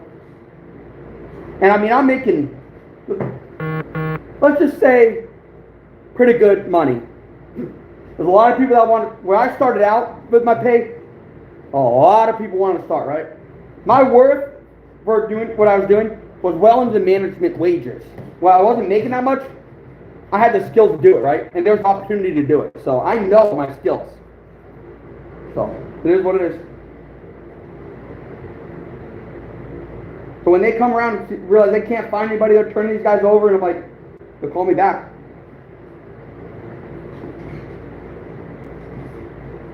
There's always those people that say, yeah, well, we don't need you now, and then when they find out that they can't get anybody that has the skills, they'll start calling you back, you know. It's a game. It's like dating. These girls would sit there and talk about, they want to date this guy, they want to date their baby daddy, they're young, whatever. Then they realize who really has their best interest in mind. Then they come, you know, I waited 2 years. Not really waited, but I dated here and there. But I knew this girl would break up, and I knew eventually she was smart up. 2 years later, oh, here I am, you know, kind of playing, doing my own thing. She comes back and starts hitting me up, starts getting into my DMs, and I told her, I waited 2 years. I knew you would come back. I knew that, because I didn't want to tell her, but she was young. She didn't, you know, really understand the values of what she needs to do. And with me being a little older, I had the skills and knowledge focused on, you know, family and that, where she was more on like boyfriends, just whatever. She was more younger, didn't have the life experience, and there's one of those things where one day I told her a long time ago, I said, they were laughing at me, you know, the couple, whatever. They're laughing things, you know, I'm joking with, but one day, here comes, boop. Oh, look who it is. She said, oh my God, my boyfriend broke up with me, you know, on Father's Day and left the kid. You know, I'm like, I knew it would happen. I told you. Did you listen? No, because you're young. When you get a little older, you're going to realize there's different priorities than when you're young, and sometimes people have things figured out that other people don't. Let her do her thing. You know, we have a little thing for a little bit. You're going to give her a couple years. She's going to come right back. I unblocked her, all stuff. she's gonna come right back. So it's okay. I'm okay. Go be young, do what you want. Whatever, I'll date whoever, I'll do my thing, but she comes back, she comes back. But funny thing is, she came back, and I'm like, okay. The boyfriend was like, yeah, she's never coming to you. I'm like, really? Boyfriend, was all cocky about it. One day, she's in my DMs, and I'm like, aha! Yeah, I knew it! Because I had life experience, I knew she would. And I knew she was interested. I knew she was. Based off some things that were happening, and I was like, well, she'll be back. A lot of it was I was catching these fish and posting all. Her boyfriend wanted to know where I was going. I was like, I wasn't going to tell that kid crap. Because I know that kid's an idiot, right? She didn't know at the time. But I knew at the time, if I told him, they're going to go over there. So I just didn't tell him anything. Really didn't share any knowledge. All of a sudden, she's coming to say, hey, we can go fishing, and this and that. I think when they broke up, she came to me. Because in the area here, right, a cute couple outdoorsmen. But publicly, I post a lot in the public groups, communities, and they know when... This is an experience, right? I posted, people talking, and when I kind of, post something kind of funny, like, hey, any good lakes? They replied to me, I thought you were the outdoorsman. Of course they're playing them, kidding around, right? Seeing what they, know who I am, and that's the response from other community members. I thought you were the main outdoorsman out here. I am. I know where to go. I'm like, seeing if anybody had any ideas. I don't know. I didn't need them. Majority of the lakes around here I've fished, over the years. This is one of the things I want to see what the public said. I want to see if the public knew where to go or not, and I really didn't get any good answers for big fish. It was more just community holes. I'm like, let's see. Now I know what to share and what not to share based off what the community said. So I know they said this stuff. They're very basic. I'm like, okay, I'll mention that area when I fish with it, but I will not mention these areas because these areas have the giant fish, and nobody knows about it, so I'm not going to say it. So even though I played dumb, I learned what people know, what people don't know, so I'm not going to. So I knew what not to say, what to say. This is kind of funny. Now that's not trying to be smart ass or anything like that. That's just trying to figure out, what have people learned in the area recently that, I could share, and versus what secrets that I know that special fisheries, fisheries that 99% of people go and say, there's this, that's basically the trout fishery, knowing that there's some giant bass in there. Caught giant bass in there. These people don't have a clue. And I was like, I know never to say anything about that place. Even though there's probably, God knows how many cars drive by it every day, and that's known as the trout fishery. Well, you knew, just if they knew the truth. I've seen people fish there for the bass, catch a few, and then they never go back. And I'm like, better for me, because that place is a pretty hard fishing for. But when you figure it out, let me tell you something. There's some trophies in there. They never figured it out. I'm like, that's not what's going to stick with me, buddy. This kind of, I don't know. You got to figure out what people know, what people don't. And what they don't know, sometimes it's really secret, you don't say crap. So if you sit there and say something, they're going to be there the next day, right? Whether they're standing on your rock in the river because you said something, or they're standing in that fishing hole because they saw a picture. You take a picture of fish, if you don't have your background in the trees, people will start figuring that stuff out, right? Unless they've been there and seen that tree and that something background, they will never know what it is, right? I've had a few people that got really cocky and said, I caught these big fish. I'm like, I'm like, I know that. They laugh about it, like, no, you don't. And then I DM them and say, hey, it's right here. And they're like, oh my God, how'd you know? I said, I've been in that spot. I know the bank. I know the trees. I know what the water looks like. And they're like, how do you know? I'm like, I've stood there, right? Now, you thought I didn't know, but that's why you need to be careful with what you say. Because even if it's a super generic background, one little difference in that background will tell somebody who's been there if you're there in the spot they know. So people will literally study the background to no end, so you just got to be careful. So, yeah. I blew that kid's mind. I blew his dad's mind, right? Because at the time, he was fishing in a private access area. Something super private, a nursery pond, and I'm pretty sure we were sneaking in there at the time, right? Because I've talked to owners, they say, you don't allow to fish. You're sneaking in there, fishing in it. He thought he got away with a super secret plan, and I was like, I double checked on Google from Earth and found some farm equipment that was there and some farm pipes and said, that's the pond. Like, how do you know that? I'm like, listen, I've been around a while, buddy. I know things.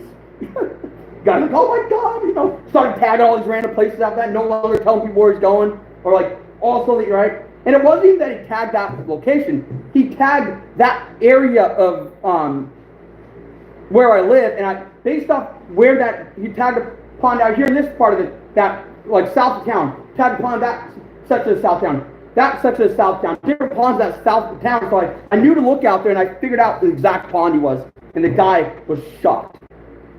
So if you're going to lie about a location, sit there and lie about one in Washington, lie about one in Oregon, lie at the coast, lie, east side of the state. Don't put them in an area where somebody can sit there and be like, you're fishing south of town. Oh, look, of all the ponds, this is the only one really that has those 4 white pipes going in. That little shed, he's fishing there. And then you go off his photos and you tell him, he's like, oh my God, he blows his mind. Fishermen aren't stupid. You're right, they're going to figure stuff out. They've got to put the homework in. That's what makes them better. It's kind of funny. I tried to tell him, hey man, you need to be a little, careful with what you post in the background. He didn't listen until I sat there and found the exact spot he was standing in. And that guy's mind, he about crapped his drawers. He's like, how?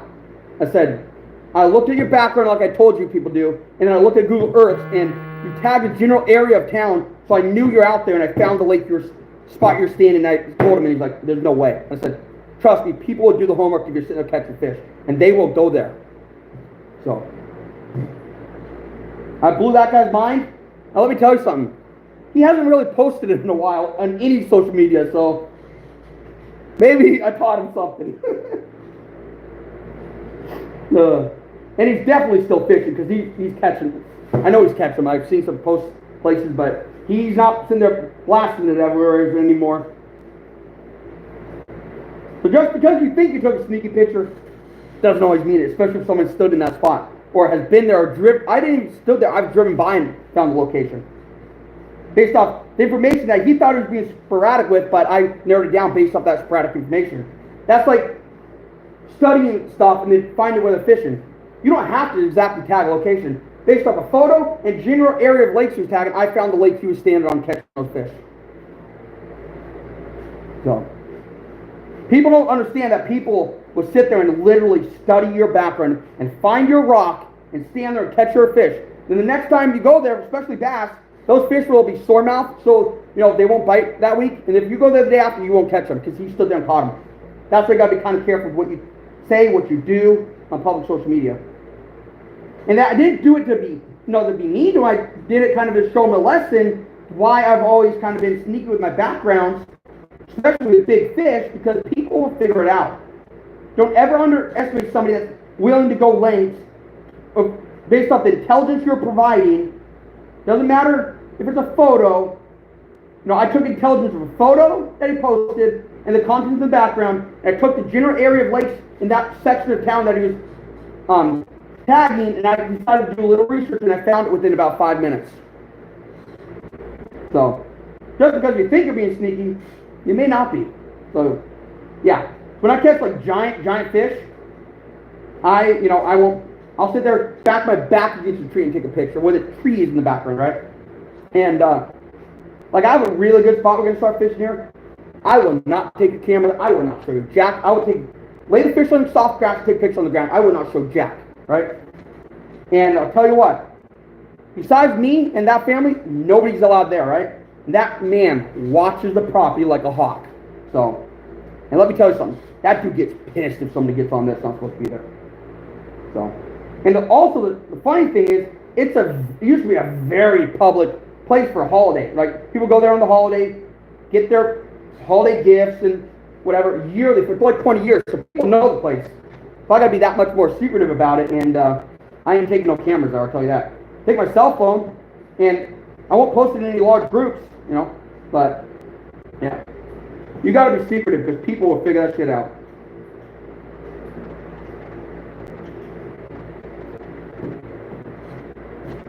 I'll tell you something. That guy thought he had super secret, and I'll tell you what. About 5 minutes of research, I found that spot he's standing.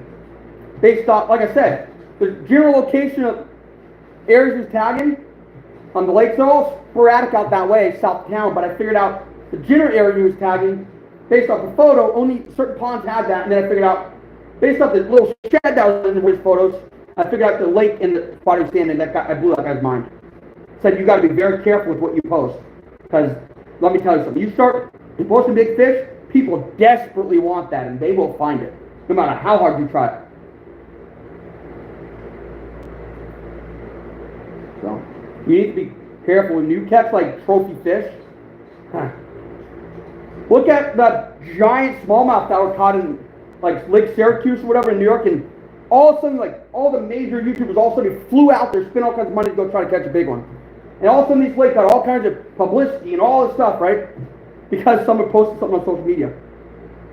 Apparently the guy caught the smallmouth twice. And it was proven, and so all of a sudden these giant names flew out there because that was a hot topic. And they spent thousands of dollars driving out there, boats, all shit. And you know what? They didn't catch anything, but that lake got a crap ton of publicity. I guarantee you, there's at least 20% more boaters on that lake now coming from out of state because that was put on social media. So, you got to be very careful with what you say, what you post, or no, you know what I mean? Like even when I film out here with the trapping, I'm pretty damn careful because it was a very public area before they closed down and stopped servicing the public. So, but I mean, it's not hard to find. It's just one of those things where I got to be careful because he doesn't want people just going up on the property anymore. Because he no longer wholesales and sells the public. He just doesn't even sell them anymore. In fact, he's taking all the stuff out. So, yeah, I know, Gavin. I don't know if I'm allowed to show too much, like. And I have, to be transparent, I literally have it held up by a hammer. So I have a bar up here, but I have nothing to hook the camera onto. I want to show this, like, but how much I can show? So, like I said, I took a huge chance showing the skinny in that other video, and I mean, from my understanding, right, of showing skinny videos is equivalent to shooting an animal on camera. It's an instant no when it gets taken down. North American Trapper sat there, shot one with a pellet gun, and I went back 2 hours later, it was gone. Gone. It was gone, right? That shit does not fly, and I don't want to get in trouble. And, I don't have, that's more money that I don't have. I could spend money to buy a tripod, but that's more money that I don't have right now, right? It's one of those things where I'm pumping a bunch of money into product for next year, but if I pull money into that, it's going to be a whole other issue. And I need to buy more GoPro batteries to bring you guys to the coast and film. I mean, there's a lot of stuff that, quite frankly, I don't have jack in my bank account right now. So I might go, if you guys want to donate money, I have all my accounts to donate money, all in the info, the description of the group. Please, by all means, send me money. I'll sit here and spend it all on setting up stuff to make it look real good. But for now, I have a hammer holding up my phone, I have it plugged into an extension cord, and I have a card table to skin on, so with the money that I have, I got to do what I got to do. That's not a bad belt. Pretty big for what it is. Because, Gavin, if I sit here and watch, if I push this a little bit, try to bring it down, it falls. It literally, it falls, right? If I had it, I could put something up here, but if I did that, right, and some way to hook it up here, it would be perfect, but I have no way of putting it there, I don't think, and no clamps, no nothing. And I can sit here and experiment with you if I were to sit here and try to, bend this like this, make light, and I don't know, does this even work? I don't know. I don't know if I could, can you see? I don't know, it's a whole issue of trying to get something to put it up there so y'all can see what's going on.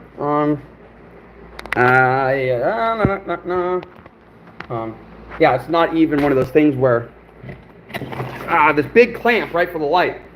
But I don't know if I'm even able to figure out how to get this. I stand to put it up. It's one of those things where I'd have to build something somehow, some way. And God knows how I'm going to do it, but I'll try to figure something out. But for now, I'm going to put you guys back here while I finish working on this, and then it's going to be an interesting one, trying to figure out how to get this, what is that? Random cord. Try to get this so you guys can see what's going on. Without, absolutely damaging my phone. to show you, I guess I have this bar here. I have all my stuff here. This is actually a show dog thing to show the dogs on and groom them. So we do a lot of that, right? It's actually one of those legitimately for show dogs. Put the dog in collar, you groom, and then they go into the show ring. But I have that bar, I have all this, and I literally set you guys up right there with the hammer holding the phone. So I don't have a lot of ways to actually get you guys up high, angle it down on me. Yeah, I'd have to figure out something. Get some clamps or something, I don't know. I don't even know how I'd do that without buying something. Yeah, I mean, I did a skinning video, and it's not necessarily against the rules. It's treading along the lines of YouTube having the chance to say, hey, we don't like that this day, or we do like it that day. You know, it's one of those lines that sometimes they take down, sometimes they don't, and it leaves up to somebody else's decision to take it down or not. And I don't like giving other people opportunity to make my decisions. So, I don't know how to do this. I gotta figure out something out. So I'm gonna sit here and talk this out for you guys. I'm gonna put you back where you were. And I'll show you too.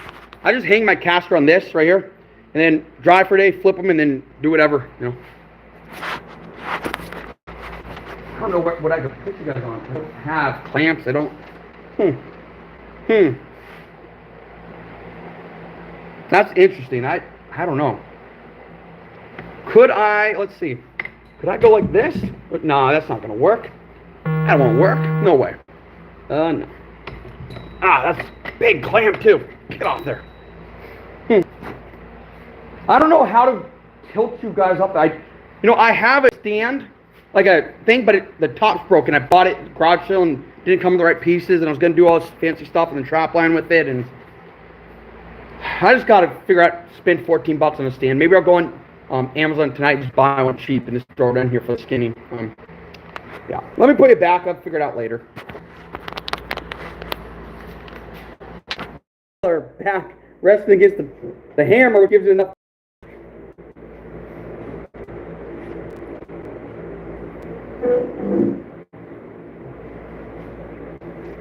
Yeah, I want an Amazon like that. I'm literally like cutting my funds close because I've spent like $80 to go to a show this week, and I've cut my funds a little short. Right?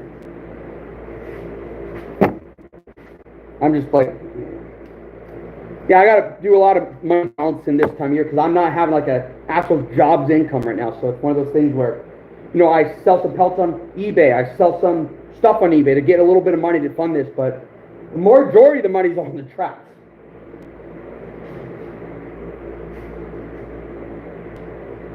Right now you're on a phone. Just a regular phone. One of those Note 20s. I want to keep notes for all social media stuff, but my GoPro is what I film with now. I used to film my phone and get you all the close-ups, all adjusting, and my videos they don't do as good that way, but if I have you on a good quality camera, it works better like the GoPro. So let me just tack this out. I'll get off and go do some research and order something. Hopefully cheap and it's not a crap ton of money. Yeah. I already spent a little more than I wanted to spend this week.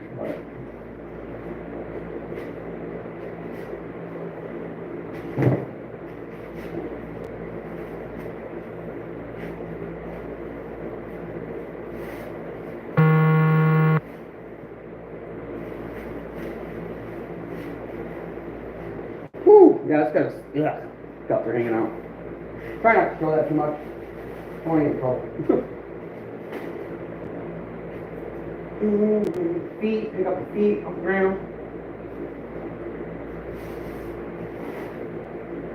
That should be all the feet. I don't have my glasses, so I really don't. I can't see very well. Yesterday I have dogs, right? They come out here to go in the car and stuff, and yeah, that's a spot on the ground. That's not a foot. Yeah, I can't see very well. When you get old, you think you have great vision. When you wear your glasses all the time, you take your glasses off and you're like, holy jeez, what happened to my eyes? That's the point I'm at right now.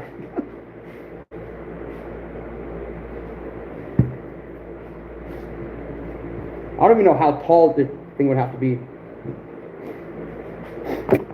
Tripod, I think. Did like $14 tripod or something. Try to get myself like an aluminum Some $14 tripod to help this.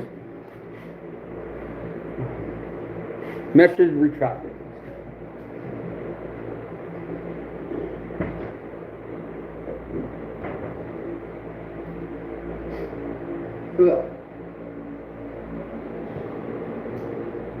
I guess if I get a tripod, it would actually help y'all. Like if I did clam skin cleaning videos, stuff like that, I guess I could show you that.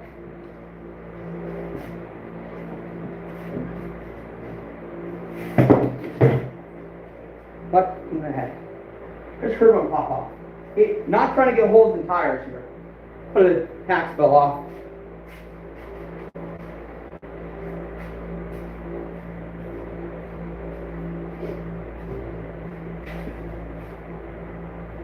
Yeah, I'm gonna have to buy one. It's gonna be a week before it gets here if I buy one. I mean, that's if I buy it from the right place and it's not a month out. If it comes from China, it's gonna be ridiculously long. There's a law passed a couple years ago, right? The reason you see all these Temu websites and all this stuff, there's a law change in 2016-ish where now China can sell goods cheap in the U.S. market, whereas before we had protection against that. And so now there's a law change, so all this stuff's super cheap out there, and you get stuff shipped from China, all this other stuff. Like, for example, Temu never existed before this law changed. So, and now you have people out there selling products for 40-50% price hike, and just drop shipping it from Temu to the people's houses, and there's middleman taking all the money. It's kind of ridiculous. I don't like Temu. I think the problem with Temu, right, is you're literally giving your money to the Chinese, and not necessarily that. That's not necessarily the problem, but you're sitting there putting your card information in and all your mailing address to China, a communist country, essentially our enemy, and there's no telling where that goes. They could be selling, like the intelligence company could be getting it, like China's intelligence agency. You don't know where that's going. So I tend not to order from there. I think the bad thing all the way, and the thing with, like, when you order from another country, they don't have, like, the U.S. laws, right? Child labor laws. They don't have all these laws that protect their workers. So you have no idea who's sitting there doing it. You could have children in factories because there's no laws there making the stuff you're ordering, and therefore we're essentially doing the same thing we did in the 1910s with 14-year-olds, 7-year-olds are in factories making stuff, and you may be... There's no laws there. There's no, like, human rights laws in China, so there's no standard like in America. So when you buy stuff from there, God knows we're sitting there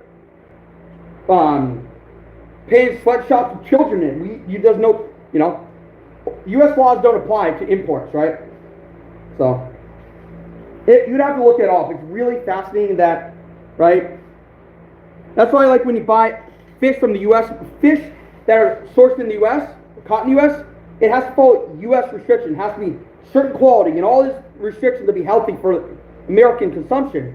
But when you buy from another country and it comes here, the only rules they have to follow for how they harvest and all that stuff is by that country. So you got to remember that if you want to buy good quality stuff, right? For example, you buy foreign fish and stuff that there's no real regulation on, or you can buy U.S. fish that costs more because there's actually restrictions and laws and quality inspections and stuff that has to be followed. So when something says it's foreign caught, you got to be careful what you buy. Because at the end of the day, the price hikes because there's a lot of laws and human rights and all this stuff and food inspection and quality stuff that they have to follow to sell it here. So just be careful when you order stuff, because our laws and our rights and all that stuff don't apply to that stuff. That's why when you buy king crab legs in the store and one says imported, they follow imported states or countries' laws. When it says U.S., and the U.S. is going to be like crap ton more because the U.S. laws and health inspection, all this stuff to make sure they're healthy and for human consumption, the U.S. one has to follow U.S. laws. So that's why you're always going to have imported stuff cheaper, especially in the seafood section. So, I mean, in my opinion, it may not always be afford the U.S. stuff, but when you can buy the U.S. stuff, it really goes down to like you buy import stuff and get sick.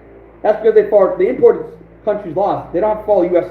customs and all that stuff. Because they're catching in international waters. It's no longer U.S. laws, U.S. all that stuff. That's all out the door. So, like, for example, if you buy, let's say you buy some meat or something from China, You don't know if they have blood and guts, and the fact it's absolutely filthy with ants and roaches. There's none of those inspections going on. You're just buying stuff from a random factory that has no real laws and regulations. So you got to be careful when you do that stuff. Essentially, you can look at history, look at 1910, 1900s of the health inspection codes back then versus now, and buying from a foreign nation, they could essentially follow the same laws back then and have no real regulation on cleanliness, whatever, how clean stuff has to be versus U.S. So be careful when you buy things from other countries.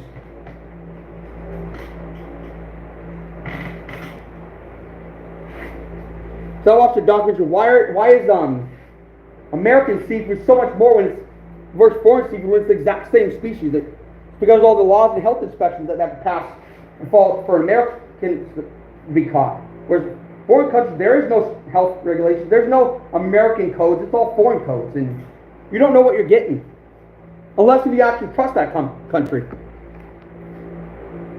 So if you move your mouse to the front, we can see it.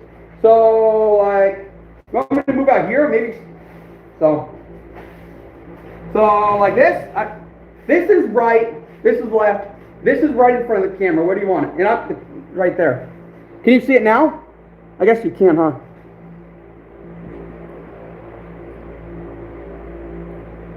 Sorry, buddy. I don't care about that, and I really don't care about someone that has a sodomy charges for anally or orally raping an underage person. So you can take that elsewhere, and he can go to hell. All right. And I have factual, proven government documents saying he did it. So if you don't believe it, you can email me and I'll send them to you. Buddy, I don't care. I have documents proving it by the state of Oregon that show his information. And I really don't care who the hell you are. But at the end of the day, the joke's on you because he's a felon. Bye. Come get me, bro. Come at me. Let's go. Come at me. You all talk.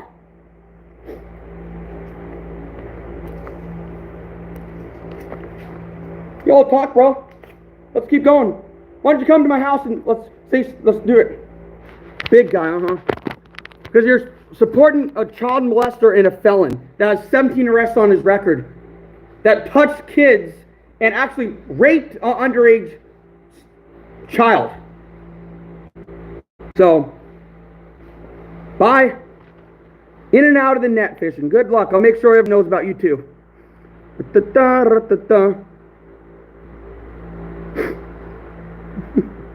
Hey, Gavin, you want to be a moderator and take care of these idiots? Go ahead, buddy. Have at it.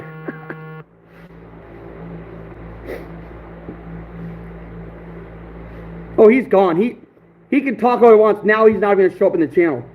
So, go ahead and be a moderator. If you see that stuff, just don't put him in timeout. Just hide him from the channel. No problem. Because I absolutely stirred some feathers today, and I got actual factual proof given to me with court documents stating the felony, not charges, conviction of a sodomy of a minor. So that guy's absolute chooch. And that guy, chooch is like an idiot. That guy has 145,000 followers. And all these people don't even realize he's touching children illegally as an adult.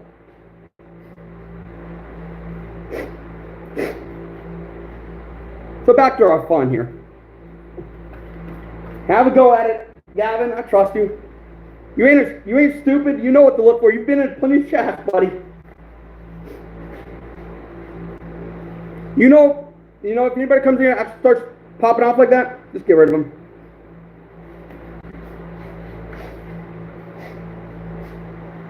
At the end of the day, they're all talking. They're just on the internet. Without the internet, right? They have nobody. If they were to say it to my face and come to the sports show this week and say it to my face, I would put down almost $1,000 saying I guarantee you they would not have the balls to say it to someone's face because of repercussions, and they're scared to say it to someone's face. But the second that they have some freedom to say it on the internet where they don't have to confront a person, they all of a sudden their balls go from this, confronting somebody, to monstrous because they have no repercussions. So, no, it's fine. They let them say what they want. Just make sure you get rid of them. And that's one of his buddies, guaranteed, 100%. I even gave them the source where to go. It's pinned in the group. You can read it all they want.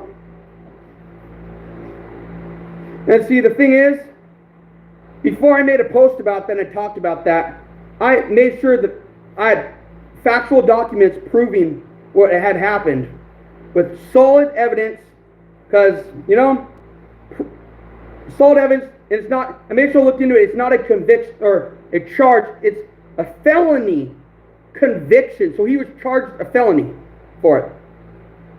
That's just one of his arrests. He has 17 of them. The guy's no good.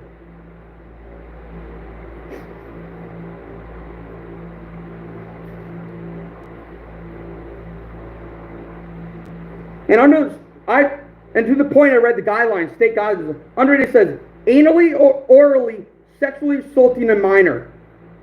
So there's no sex there, but that's what he's convicted of. So, thank you.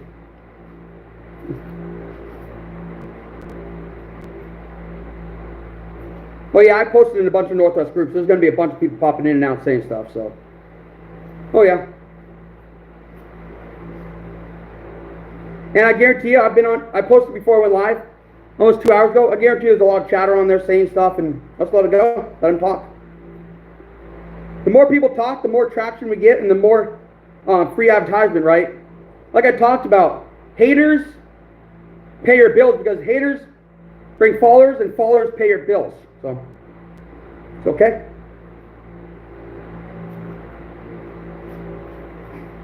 All right, got the glove going. Let's move on here. Now if they come in here, just let it be known. This Thursday, I'll be at the Sportsman Show walking around 11 to 12. It opens at 11. I'll be there either 11 or 12 for a few hours. You'll see me. I'll be walking around in some, fishing gear. You'll see me. I'm not hard to miss. If you have the balls, come sit in my face, and then maybe you'll be a real man. But we'll see.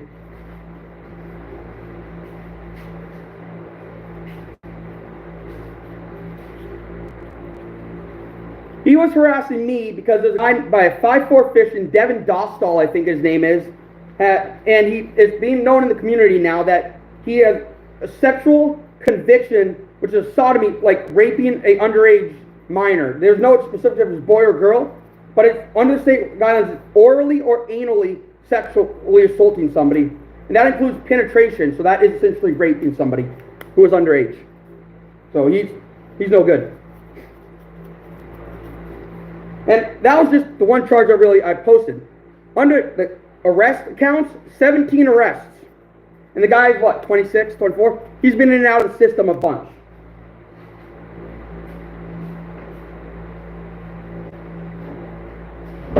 I don't think he's somebody that, like these kids that look up to all these fishermen, I don't think if parents knew that, like if a kid is following that guy, I would tell my kid, you need to unfollow him right now, or I'd take the phone away, right? Because at the end of the day, that is not somebody to look up to. So, and any time that's mentioned in his chat, he deletes the comment, so he tries to hide it. Well, there he is, Mr. 5'4" fisherman. Raping children, huh? I bet you that will go great over there, Oh, that's going to go fantastic for you, buddy. You know what they do to people that rape children in jail? Well, you can go look up your own case, look up stuff and see what happens. So, let him talk. Gavin, just let him talk. It's going to bring me free publicity. It's going to bring people here. My channel's going to grow. Like I said, haters pay my bills because haters bring followers, and followers pay my bills. Oh, and the followers also bring views, so that pays my bills too. Let him, don't block him. Let him talk. This is going to be fun. Clean record. I checked the state arrest records. The state of Oregon. Government arrest records, buddy. There's no faking government records, because that is official government records. There's no faking that. There's no lying about it. There's no hiding it. Government records that are officially by the state. Hey, do me a favor, 541 fisherman. Make sure you share this out and get all your followers in it, because I'd love to talk to them too.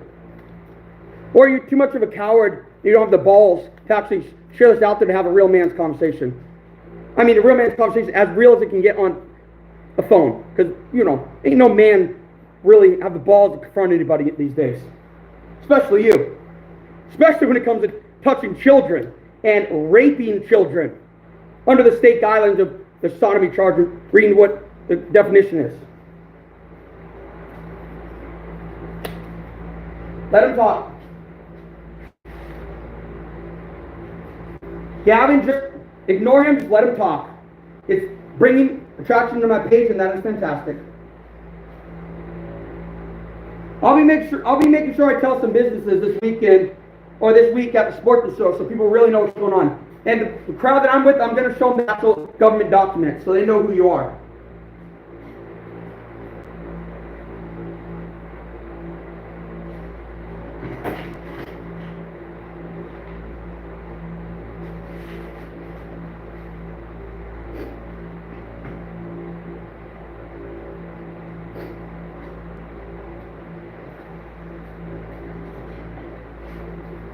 Oh, and when I posted it in my group, someone said, you make sure you pin that because that's despicable, and you make sure everybody knows about that. And I said, okay, I'll pin it. It's right at the top of the group. Everybody, all 31,000 can see it, Gavin. Or not Gavin, Gavin or whatever, 541 Fisherman or whatever, you know.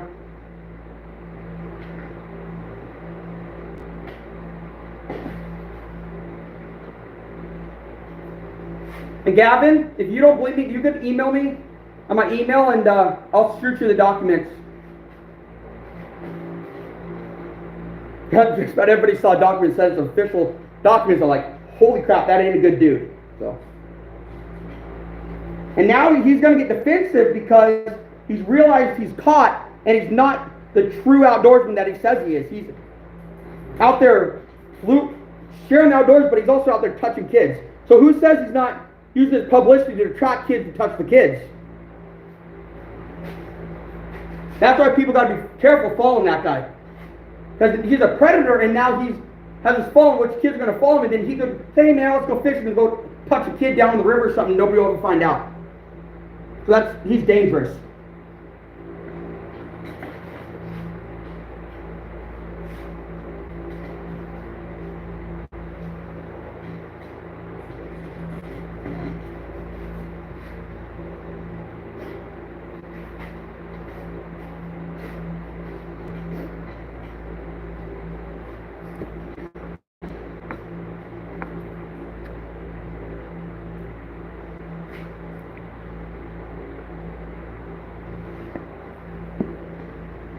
Yeah, Gavin, he's large enough to influence kids and touch them, so that's not good.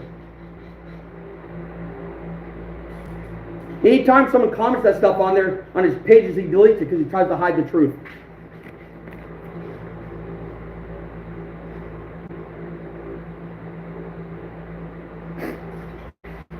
And Gavin, felons can own guns. You know how? They steal them. Do felons and criminals follow the law? No.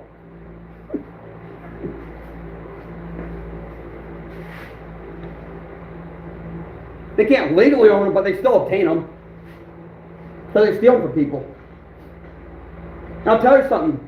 He may talk about owning guns, but all of his videos, I only ever seen him bow hunt. Which you can be a felon and bow hunt. You can't be a felon and own a gun. I've not seen one video of him with the gun. So there's that fact too. Don't let him fool you.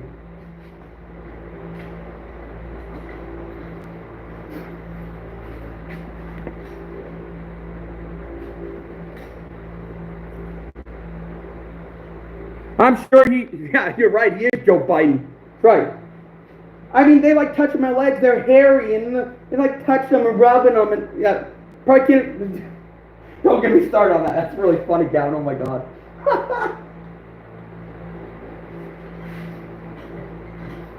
mean, the only thing this dude has on Joe Biden, this guy can form sentences, so, but not very well compared to Joe Biden.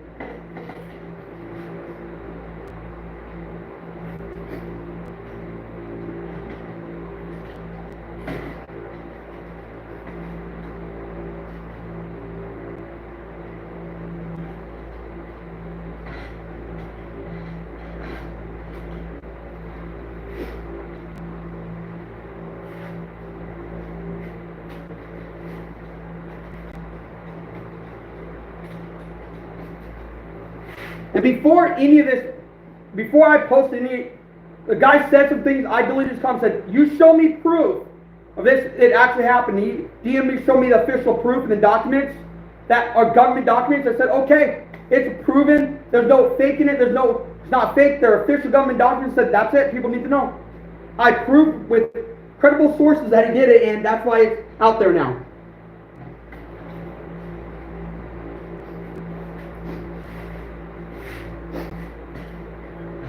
So I actually took it down to like, I'm not going to allow this stuff just to slander somebody that's innocent. And so I said, you need to prove it. You have proof. And he said, yes. And I read the proof, looked it up, and it's true. And that's why he is now getting slandered like this. Or whatever you want to call it, because the fact that nobody knew about it is kind of surprising. But yeah. It is actually proven by official documents.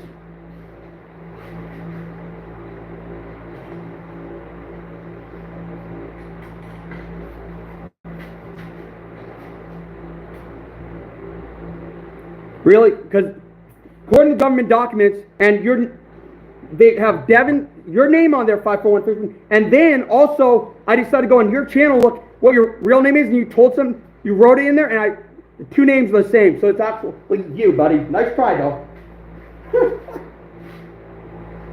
If it wasn't true, would you be in here talking stuff, saying stuff? Because if it wasn't true, it wouldn't bother you, would it? But now that it's the truth, you're in here, and it actually bothers you. So, you know, the truth bothers people. If someone's lying, people don't care. But since it's the truth, you're in here getting butthurt and defending yourself. So you know it's the truth. And besides that, I mean, you're gonna fake a government document.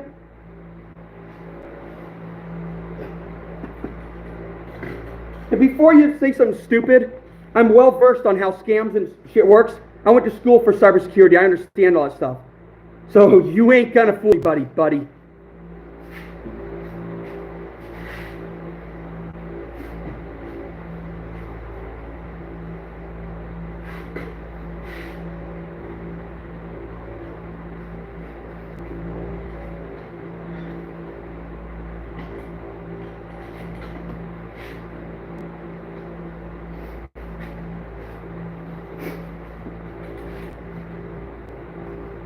I mean, it sounds like you went to school of raping children, so there is that.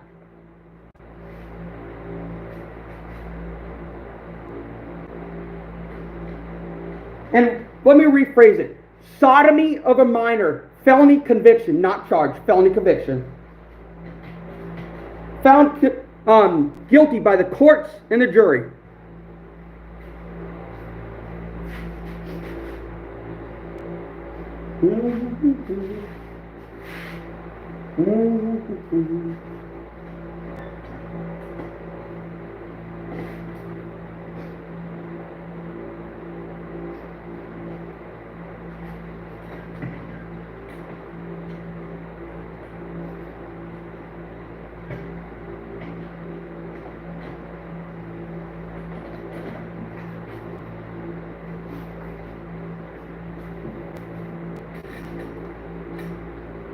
No, let him stay in here. He's giving me free publicity. Oh, he's a very bad dude, but he's one that's gonna sit here and give me all the publicity by chatting and drawing people to the channel. That's okay. Let's let him be, Gavin. Nope, just let him talk. He could run this whole time. Let him run his mouth because it's okay. He's the one that definitely can't get. Don't block him. It's fun to entertain him. No, just let him go. I want to see if he digs himself into a hole or what happens here. He's even smart enough to figure out how to get out of this and talk about get out of a government charge. Government records under the jail records and the court records of that Multnomah County and all that shit. All the different counties over there. There's two different ones where he has records in, so. It's all on my page. It's all there on my Outdoors page on Facebook. Pinned right to the top of the page.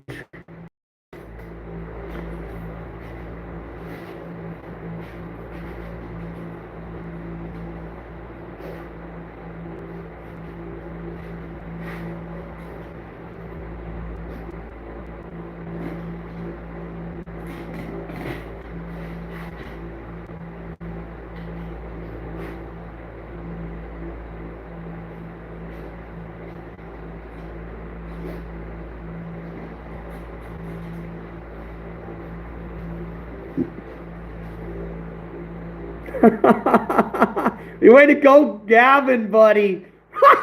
Let him cry all he wants now. Is let him, oh my God, oh my God. You know, like, let him cry. Way to go, Gavin. Yeah. Way to go. I saw it. Oh my God, that's great. Now he can't talk, so he's going to try to get other people to come in here and talk for him. Oh, it's great. Or he's going to make a fake account and come in here and try to talk shit, one of the two. But I mean, if he makes a fake account and comes talking shit in here, it's going to be even funnier because he's definitely mad at that point. You know, if someone lies something about it, you don't get mad about it. People get mad when facts come out. They don't get mad about lies because, like, it's a lie. Nobody cares. It didn't happen. But since it's factual and it happened, he's mad and he's going to come in here and say shit. Gavin, oh my God, you are an absolute legend, dude. Oh my God, that's hilarious. Oh, that's great, man.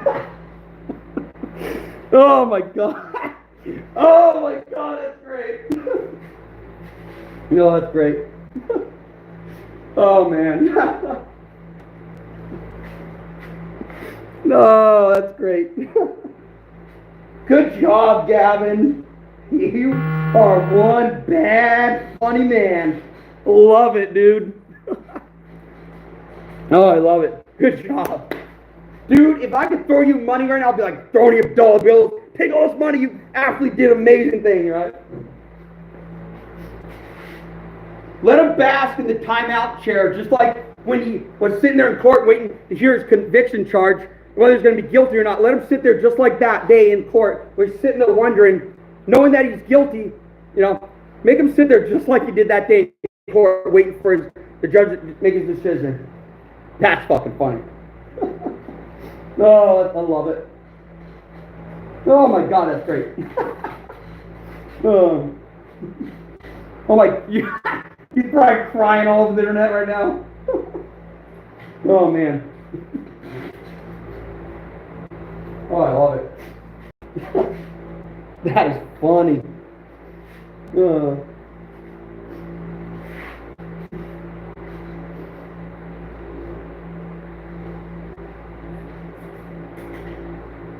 I guarantee you, when I talk to industry professionals, all the big name brands and CEOs, when I tell them what this guy did, woo, he ain't got to get support from nobody.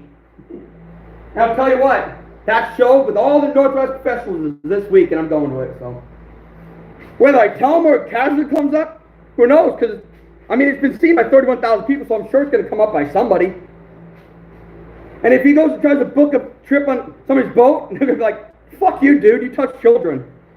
As far as I'm concerned, he's toast.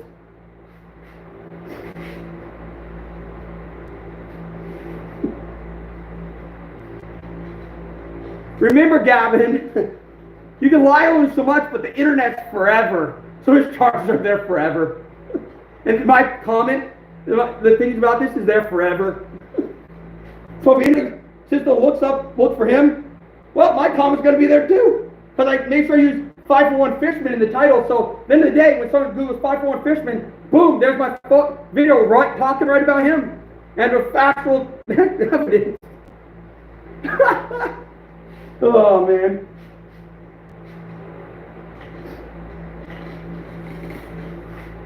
It's not really slander when it's government documents. And it's not even slander when you're trying to protect other parents' kids. Because this guy could be going out there, their kids could be watching him, and they could be getting exposed to this creep. And it's protect this. That was put out there to protect the kids, and that makes the parents understand who this guy is.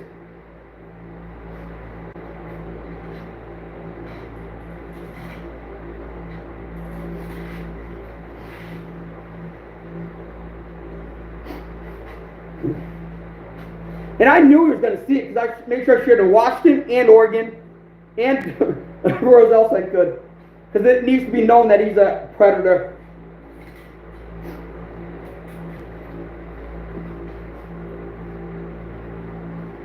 541 Fisherman. Oh Oh, go Gavin.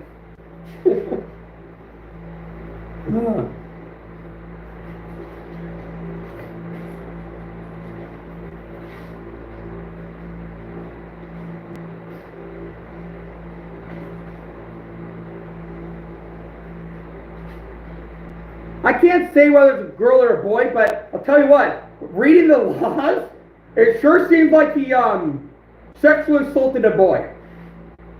Under the confines of the laws and how it's written, they may not mean sexually assaulted a girl, or may not have sexually assaulted a boy, may have sexually assaulted a girl, but at the end of the day, it was illegal because it was a minor, and he either orally or anally, under the confines of the law, sexually penetrated them and assaulted them, which is confined as rape, or in this case, sodomy.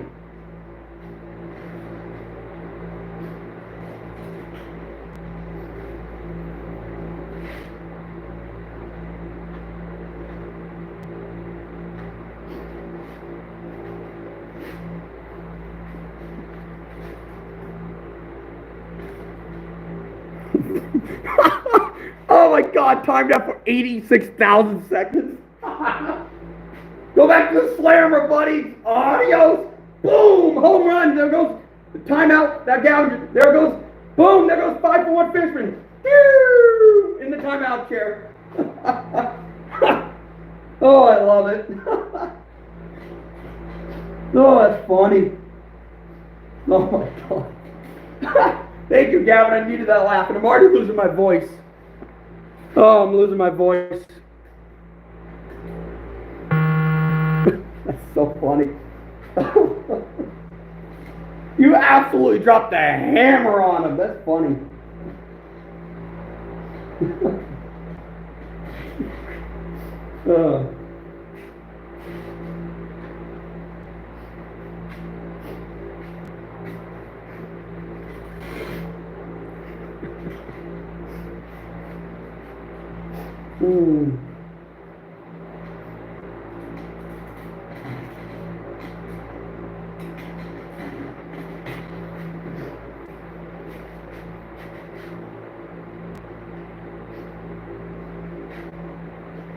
I made sure I shared it out there enough that people are going to pick up on it, share it out there. So now, at this point, it's probably being distributed around. Would be my guess. Because I made sure I put it into some groups that are willing to distribute it. So, you know.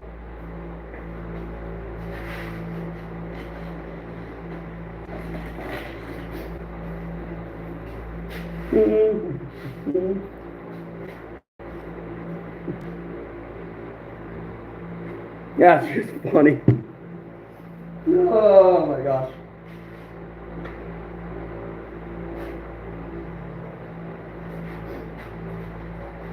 No, that's funny. Man, that's funny. I'm still laughing. Oh my God.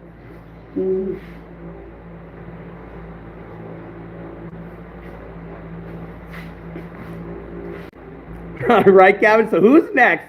Come on down. Come on down. Oh, I love it. Who's next? Oh my gosh.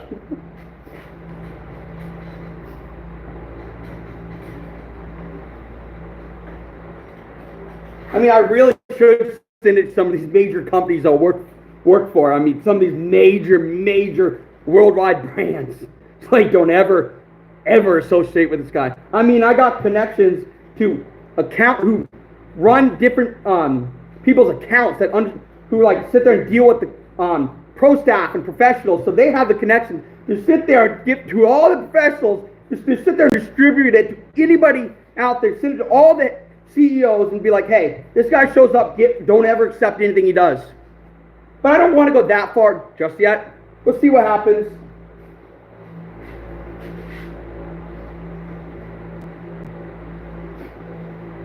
I think he's going to do enough damage himself that I don't need to do anything anymore.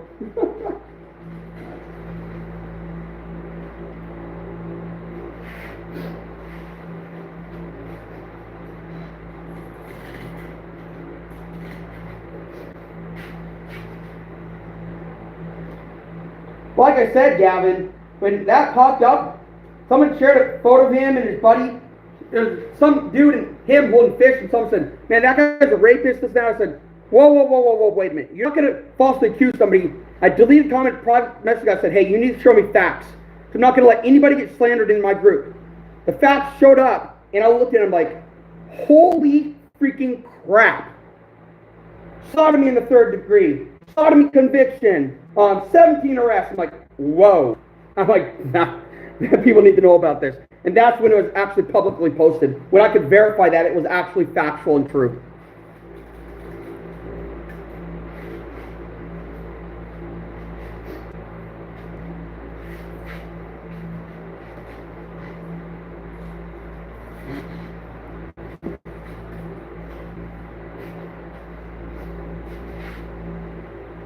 I'm sure he's still watching. He's probably sitting there screen recording. It's great. Hi, Hi, 541 fisherman. Don't worry, you're going to be famous one day, but not for fishing in the outdoors. Oh, I will. Yeah, you're definitely going to be a moderator. That was damn funny. Oh, I'm sure he's sitting here watching. I'll tell you what, he's not going to be famous for being in outdoors, but he's going to be famous for some very bad things. Now, I guarantee you, some people, when they see him on the river, it ain't going to go well for him. So if he's smart, he would not show his face around a lot of these rivers anymore.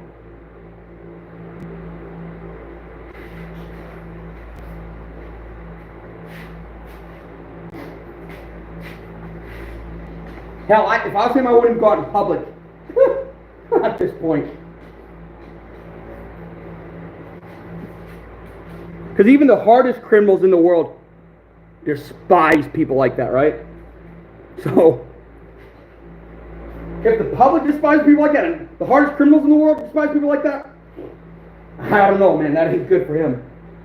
But I'll put this out there. I wish no harm on the guy, just for the public to understand who he is and what he's done, and to fully understand what happened. So, no harm on the guy, no nothing, but to fully be aware of what that guy did.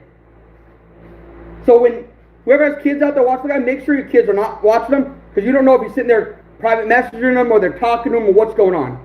So we don't need more victims out there that will pop up because this guy's out there sitting there luring kids to the rivers and all this stuff. We need to be very careful with who's watching that, and the parents need to know about this, and that's the whole reason that was put out there. And if anybody at all has questions about the validation of the documents, I have the documents, and I will send them to you through my email. You can email me at my username, right? My AnthonyRubeo@gmail.com. I will send you the literal government documents that said that shows name, charges, and the conviction of that sodomy charge.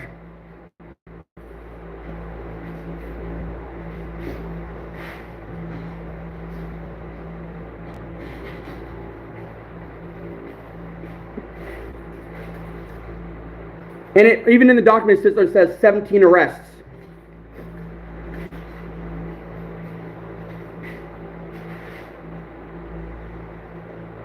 Now, all I know what 17 arrests are for, but the point that was sent to me is the sodomy charge, sodomy conviction, and under Oregon state law, it is anally or orally sexually assaulting a minor. So all other details you can look up yourself, but that's the gist of what I have. But there's also a number there, 17 arrests. So you can do your own research and look up the rest. I think his name's Devin Dostal. Devin Dostal? That's his name, and you need to look him up. I don't want nothing, yeah. Devin Dostal. Maybe, I don't know. Don't quote me on that. I'd have to go back and look. But, you have to look it up, right? His name's Devin. You know what? Go to 541 Fishman. His name is on his freaking profile, and you can do the research yourself. Before I start getting out wrong names. You make sure you go there and look at his name. It says, I'm 541 Fisherman, my name is blah, blah, blah, and then you go look him up. Can't believe I actually put his name out there. And that's how I verified that it was actually 541 Fisherman versus some fake name somebody gave me. And I was like, damn. Don't quote me on the name. You need to look it up yourself. I'll talk about it another day with the facts of his name, or I'll put it in my video. But yeah, that's not the type of people you want around your kids or your kids watching. You ever heard of the term grooming? That's essentially what he could be doing to people. So, grooming kids. Hey, yeah, I'll take you fishing, and then going down the river, sneaking off somewhere and attacking kids. Or, I don't know. It's just Don't want to mess with people like that. The bad people. And if he's charged with a felon for sodomy, and he has 17 other arrests, clearly he has not learned his lesson and he's continuing to get arrested. So he has not learned and he's going to continue to do it.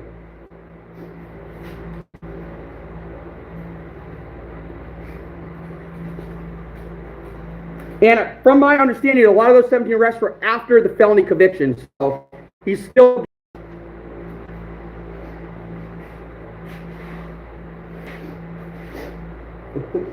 This is a big rack. I'm going to do a little bit of trimming, I think, on the cheeks to get it prepped.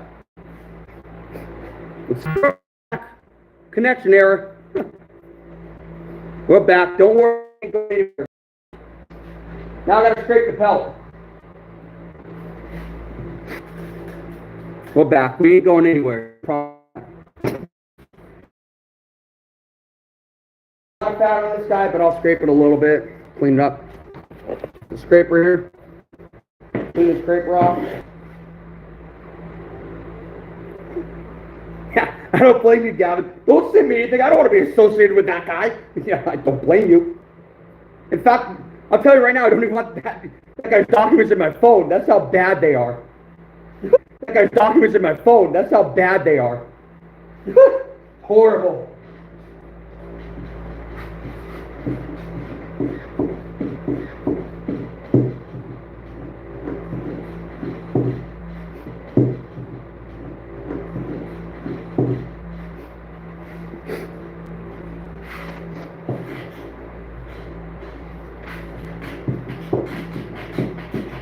And even if he were to come after me in court, right, he will not win because my is squeaky clean and he's a convicted felon, 17 arrests. He won't win, guaranteed. No chance.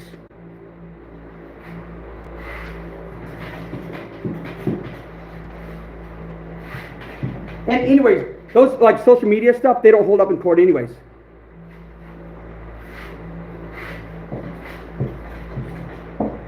Because there's no way to indefinitely say what happened or who's right or who's wrong. But if someone has a squeaky clean record goes up against a felon with 17 arrests, the felon's going to lose.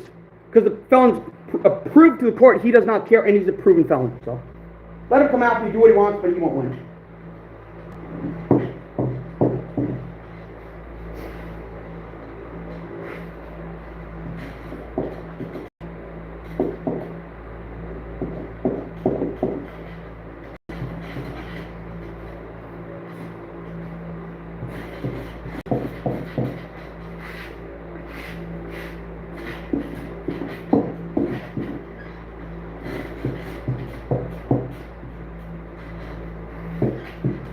I've also said multiple times is to protect kids and kids who he may be luring and doing things to. So that's all the evidence they need for the reason it's put out there in the interest of kids and parents who watch that guy and don't know any better.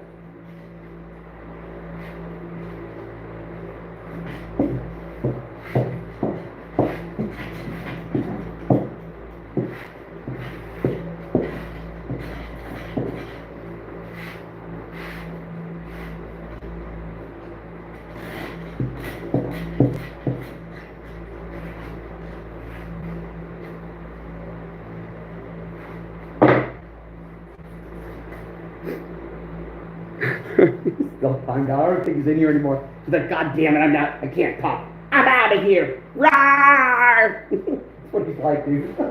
I'm sure.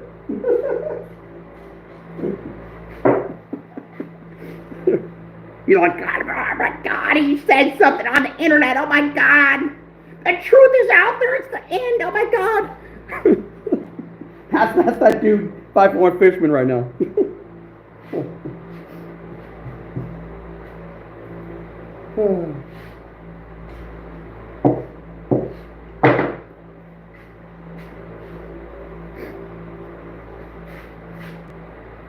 Gonna clean a little more off the face here.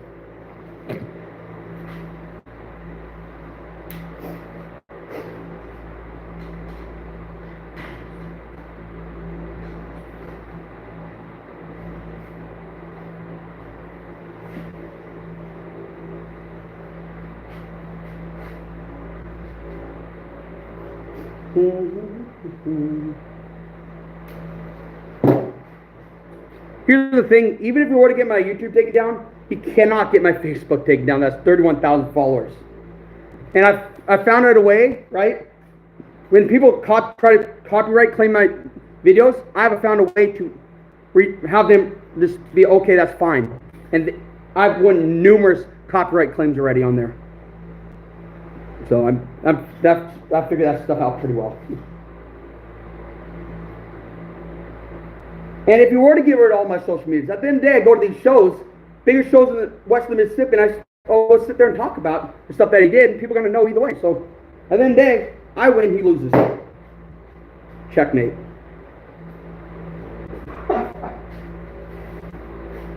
And even if it were to try to get rid of me, I'll come right back and keep doing what I'm doing. He's sitting there like, why can't I comment?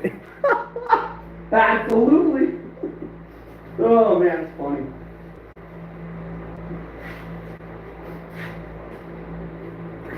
That's funny, Gavin. Oh my god. Oh my god, my phone's broke. Why isn't it working? My phone's broke. Oh my god, why is it not working? I can't comment.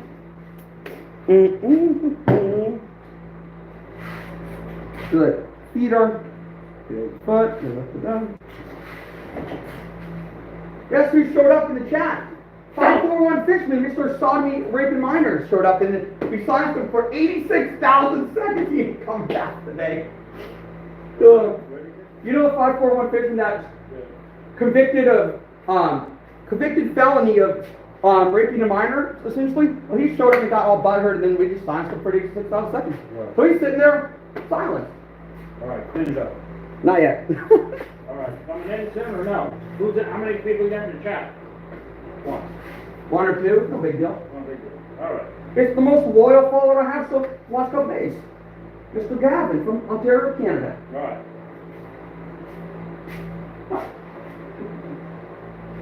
We're gonna have to try those chocolates that I got you guys to try. I got for you to try, I should say. You just banned him for child abuse? I didn't even think about that, bro. That's funny. Under the confines of law, essentially it is.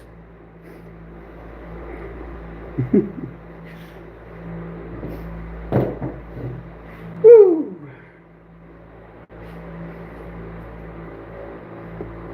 Man, it's hot out here, bro.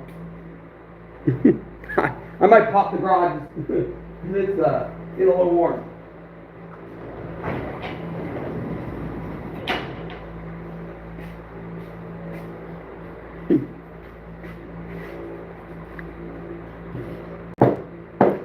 It's getting warm because I'm laughing so hard. I'm just sweating. It's funny. This makes me laugh. Plus, I'm moving around the board a lot.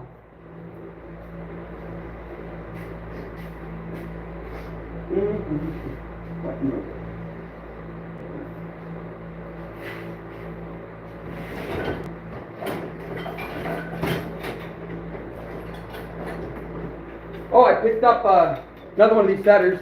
They're fantastic. That's right. Picked up another one of these Connie Tongs by CoonCreekTrappers.com. Picking them up from SheTraps.com. And go to this website. You're going to be paying like almost oversized ships. You're paying $20 shipping for $37. So you're paying $57 at the end of the day. Gone for $37 here and $10 shipping. Pretty good. You're going to be paying a lot more than that on their website, but yeah, pretty good stuff. Best setters in the game right here. Watch any of the professionals out there that have done it for 30 years. They're running these right here.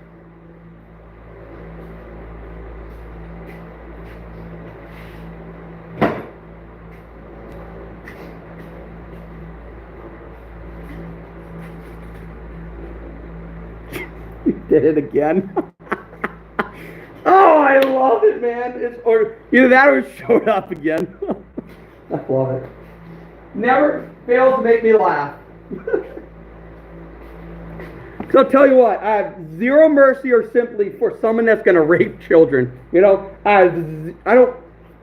they're scum. They're the scums of the earth, right? You have the society, you have the worst criminals, then you have the scums down there that are literally on the bottom of the barrel, and that's what he is, down here. I mean, I've heard all kinds of stories, jail stories and stuff, and other people in jail have killed people like him for doing what he did. So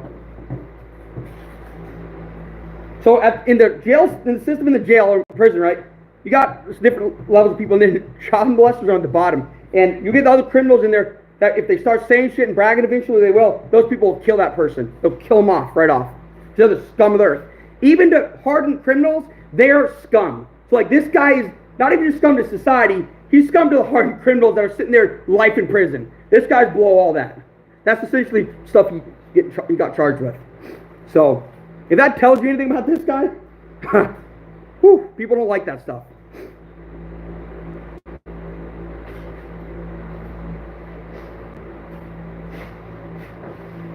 Whew. That is a giant freaking pelt. Holy crap. I'll show it to you, Gavin. Look at the size of that one. Where's that one? Here's the Skinner. That thing's monstrous. It's ginormous. That's funny.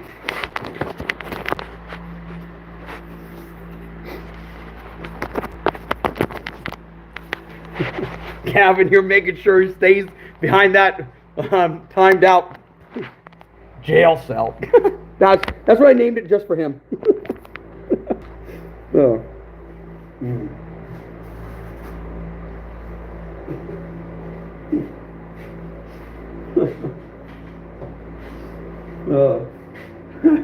You all can do the math on 86,000 seconds. Oh my God, that's a long time. That's like multiple hours for him to be sitting there and not be able to comment. And it really won't sit there and tell him, really. He'll just sit there and try to comment, come back, try to comment, come back, try to comment. It just will never go through.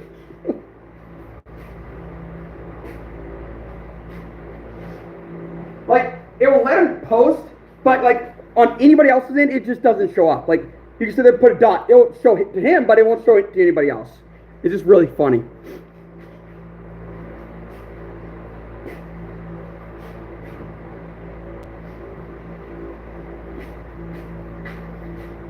Whew. What do I gotta do here? I gotta take some things off the board. That one is essentially dry.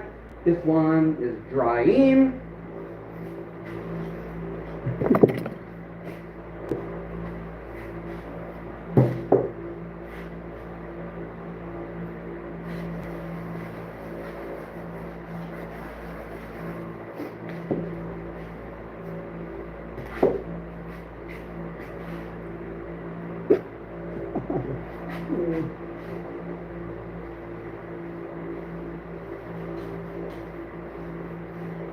Gavin, just let him bask in his misery now. He ain't gonna be back for a while.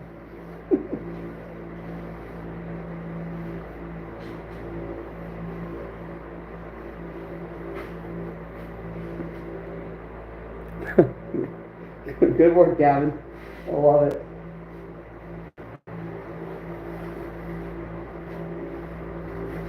I bet you when you went to school today, you didn't think you would be doing this, huh? After school. No.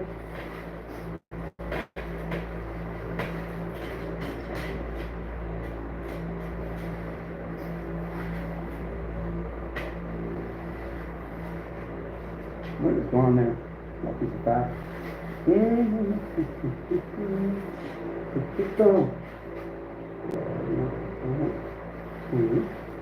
Ears.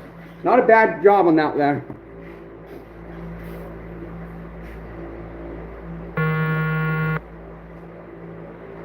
A little more light.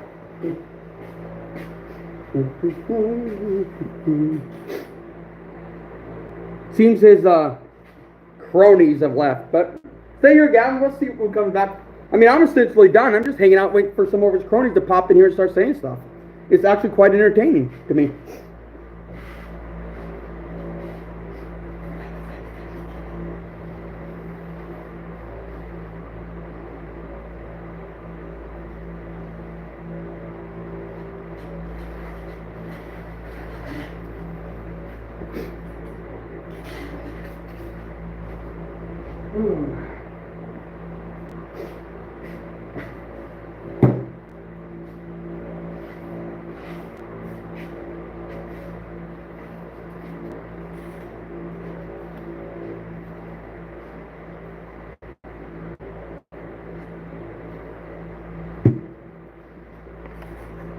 When you do another live, when you doing another live?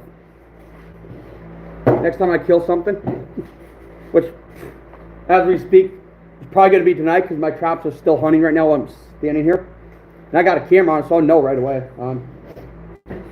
And then I also got traps at the other place that hunt and get checked every day, so that's the other place is literally blocking entrance and exit. So nothing's getting through there without getting killed. That place, it is an elimination job. The place I'm trapped here close, it's a balancing act. It's not an elimination, it's more conservation. Because the place out there, it is costing them a bunch of money to deal with this stuff, and it is causing a lot of damage. That place is an elimination job, but the majority of my trapping when we're catching this stuff, it is conservation, not elimination. Making sure that, like I preached to you, right? Eliminate the adults, let the rest come in and breed. All the kids and stuff get kicked out, then the following year eliminate the adults again, and just keep it open for breeding and just balancing nature, right? So if I take a bunch out, the following year, for the last 11 years, more come in and just constantly balancing versus like eliminating. And that's this site, that's what we're doing. Another site, they come in, they're gone. From beginning of season day, the trap's always sitting there waiting for them. When I learned something, I caused damage. Yeah. I gave you a little bit of freedom to do what you want with that guy. That guy, I mean, like I said, there's the pecking order, right? Society, prison, hardened prisoners for life, and then there's this guy down here that even the hardened criminals absolutely hate. So, I mean, whatever you do with him, whatever. He's the definition of the bottom of this pecking order. And no matter where he goes, if this gets out.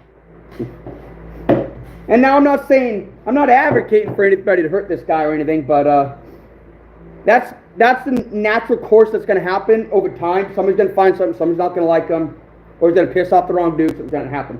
I'm here bringing awareness. I'm not saying anything else. I'm not advocating anything else. I'm bringing awareness to protect kids and parents that follow that person so their kids don't go out with that guy and end up getting hurt or become a victim of this guy. I'll keep repeating that so when people go through and watch this, they realize it's not negligent intent. It's for education of the parents and to protect those kids out there that may otherwise not know and follow this guy and become a victim.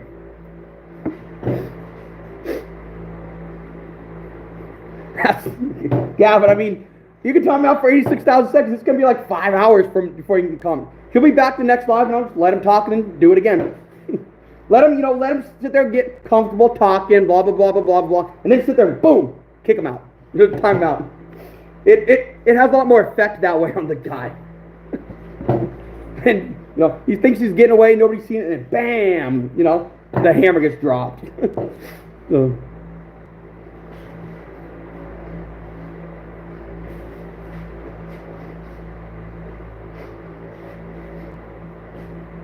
And now I'm just waiting for some of his, buddies to come in here and start, hey, he's not this, he's not a bad guy, blah, blah, blah, I'm just waiting for that. I mean, I got nothing to do. I'm getting hungry, but I got some snacks here. Some milk chocolate dried blueberries from my buddies. One of my buddies. You leaving, Gavin, or is he leaving? I'm not going anywhere. I'm just waiting for more of his buddies to show up and pop off, So, I'm not going to say what he would do if he's smart, but there's two decisions here. He says stuff or he doesn't, and one of them's smart, one of them's not. One of them is going to, I'll just let him decide what he does, but there's a clear winner here for his own good, and he's going to let it happen.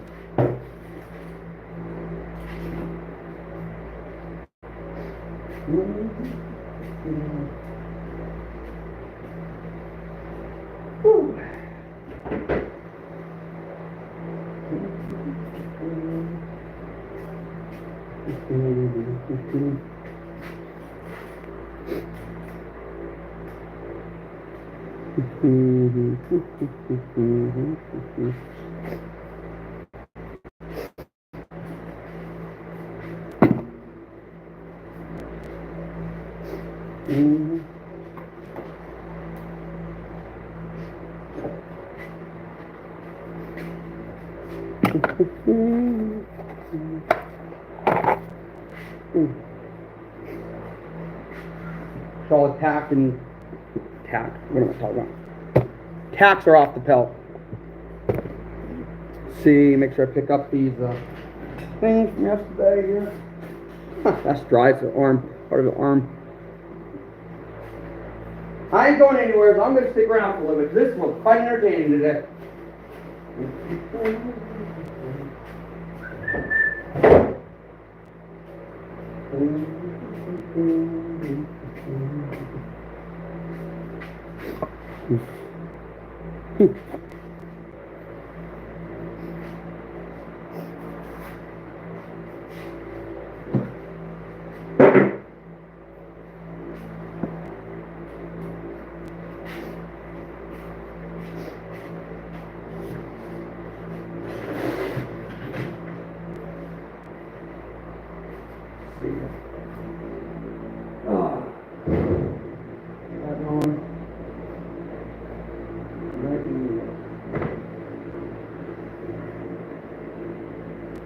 Let's get this guy off the board. This is the big boy. That's a full raccoon stretcher. 58 inches. This is a big boy on here. It's not a raccoon, it's a nutria. Absolute giant. Get your arms drying. I think they're doing fine. Put a little borax in the arms here.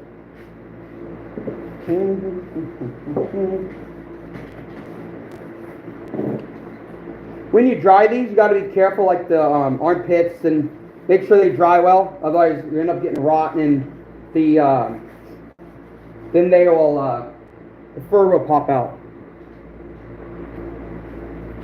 Not because that's it will rot. Yes and no, right? Because it stays moist for so long that the skin ends up loosening up, and the hair just doesn't. The skin's not tight, and the hair just falls out essentially.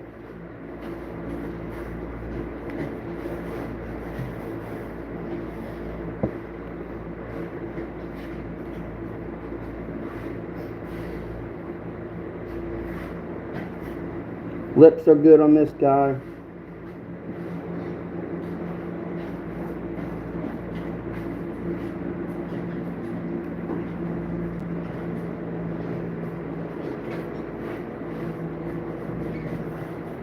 Alright, I'll move this back so I can see.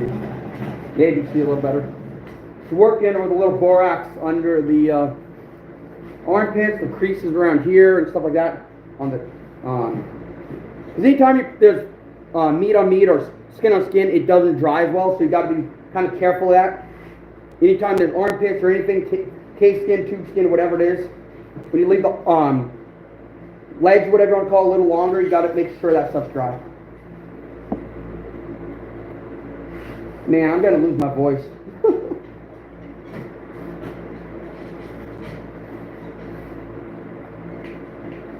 Yeah, it's not done. Just careful, it needs to dry.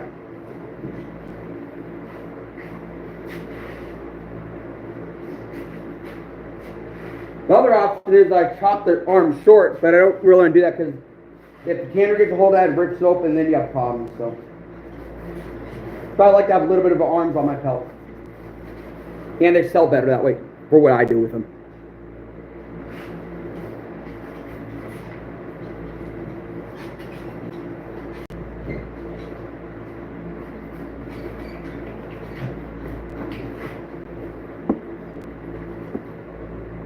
Howdy, howdy.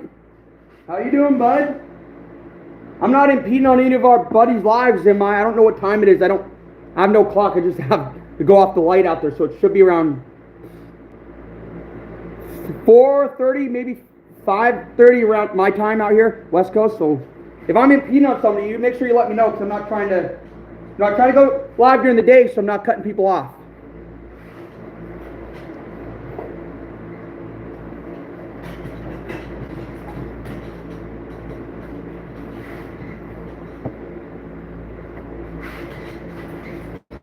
Come on. Yeah, these arms are hard to dry sometimes. I want to make sure that get as much of the fat off as you can. They'll dry eventually, but sometimes... No, you're good. Okay, good. Sometimes I want just a little bit more on these. I'm going to try to get a tripod so I can film all this better. Right now it's sitting on a table, and it's not the best, but come next week, I should have something a lot better for this. If I buy the right product and it actually is what they describe on there. So, which I'm going to try to buy the right product, but sometimes you never know. Because it's really a risk on Amazon when you buy, like, is it going to be exactly what you order, or is it going to be like, kind of a knockoff product? So, or is it going to be one of those things that, cheap because it's, this or that, but gotta try to get like a 58-inch stand or something like that. Kind of like my H stand, but something up high so you can look at what we're doing. Versus having to have you sit on a table while I work on a table, which doesn't work as well. It's 20 to 8 here. Okay, yeah. You're East Coast, right? Or are you Midwest? And what is it, Tuesday? Ooh, I gotta be careful. Iowa usually goes live Tuesday. Shoot, I gotta be careful of that. And I don't know if he's going live today, so I gotta be really careful. So, I just remembered that. I gotta be careful. I don't know if he's working or what's going on, but I don't want to cut Iowa off. That's why I go live during the day, so. If any of you have his Snapchat or any way to get a hold of him, message Iowa or Justin or some of you know him. Say, hey, are you going live today? AJ's live. He wants to make sure he doesn't cut you off or go through your live today. Please get that information for me. Somebody or one of you guys. Central time, all right. Yeah, so I should have a few hours before anybody goes on, but want to make sure.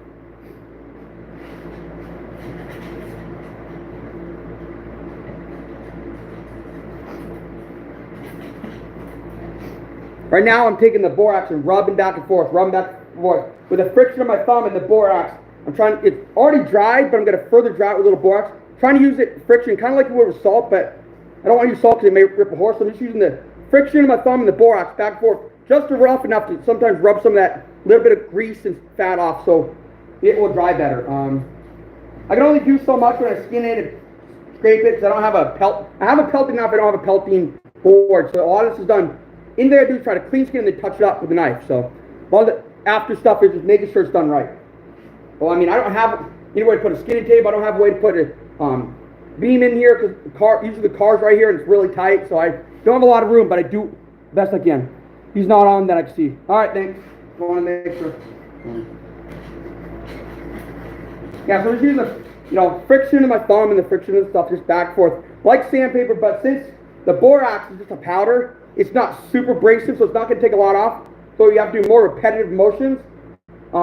Which is actually better so you don't have an accident or make it slip up. Not that it would happen, but better err on caution side versus not, and then, because you always have room for error. You go right to the roughest part and start roughhouse on it, and you put a hole, there's no way to fix the hole. You can sew it, but sewing's a whole other problem, So I don't know if you can see that, right? Maybe you can't. You can on the very bottom of the screen, so my hand's in the way, but essentially I'm holding it here. Thing you guys see, I'm holding the arm here and holding it out, and just put some borax here, back and forth, back and forth, back and forth, back and forth in the armpit. Just abrasively trying to take it off, any fat, and drying as I do it. Just to sit there and get anything off that's going to maybe prolong the drying without any real abrasiveness, because I don't want to damage it. So I mean, I start to do it all the time, skinning it. It's the biggest nutrient of the season. Nutrient ain't worth much, but on the average market, but when you hit the YouTube or eBay and you sit there and look on eBay for nutrient prices or koi poos, $100, $120, and there's nobody else in the competition. So someone wants to come along and buy one, and everything right now is damaged except for the ones I put up there. And the ones that I put up there are heavy fur, and if someone comes along and looks at damage or not, they're going to buy mine right away. And right now, mine's 100, the other ones are 120, so at the end of the day, they don't sell a lot, but they are definitely, if someone comes along willing to pay that price, you're going to make a pretty good penny off of it. Otherwise, $1 or $2 pelt when you sit in the regular tannery or whatever for market. That's where I'm selling all my stuff. I'm selling it all on eBay. Now, clearly if I had to sell thousands of pelts, I'm going right to the fur buyer, because I'm not going to sit there, hold on to 1,000 pelts all year, try to sit there and sell them slowly and make money. That's not worth me. Now, what you could do is, let's say you have 1,000 raccoons. Get 10, 20, or let's say you're going to sell 10 to private people. Then you keep 20. 10 go on eBay, slowly bump that price up to whatever you think it is, adjust with inflation, slowly sell those, and then you sell to your friends, then you just make the chunk where you can. But if you take 10 and put it on there, when they sell, you get that little bit of extra boost that you otherwise may not have gotten. That makes it worth it for me, but I'm not here to sell a bunch. I'm here just to make a little money here and there. Then the day when you sell it, it's a nice little bonus thrown on your checks during the month or whenever you sell it. It's like taking ice cream and then getting like a little chocolate and putting that chocolate syrup on there. The bonus is chocolate, and then the ice cream is your basic normal checks you make from work. Whether you take that chocolate and put it in the stock market, take that chocolate, put it in trapping, you take a little bit, put it in something, you have that little bit of spending money to play with. Especially when everything else goes to bills. You usually are kind of tight in your budget, you have a little bit of playing money sometimes. And now, I'm not just selling NutriClear, I'm selling all my pelts there, right? And for me, I'm in the game where I don't need to sell them, I enjoy them. But if one sells, good, and I'll just slowly sell, and that's okay.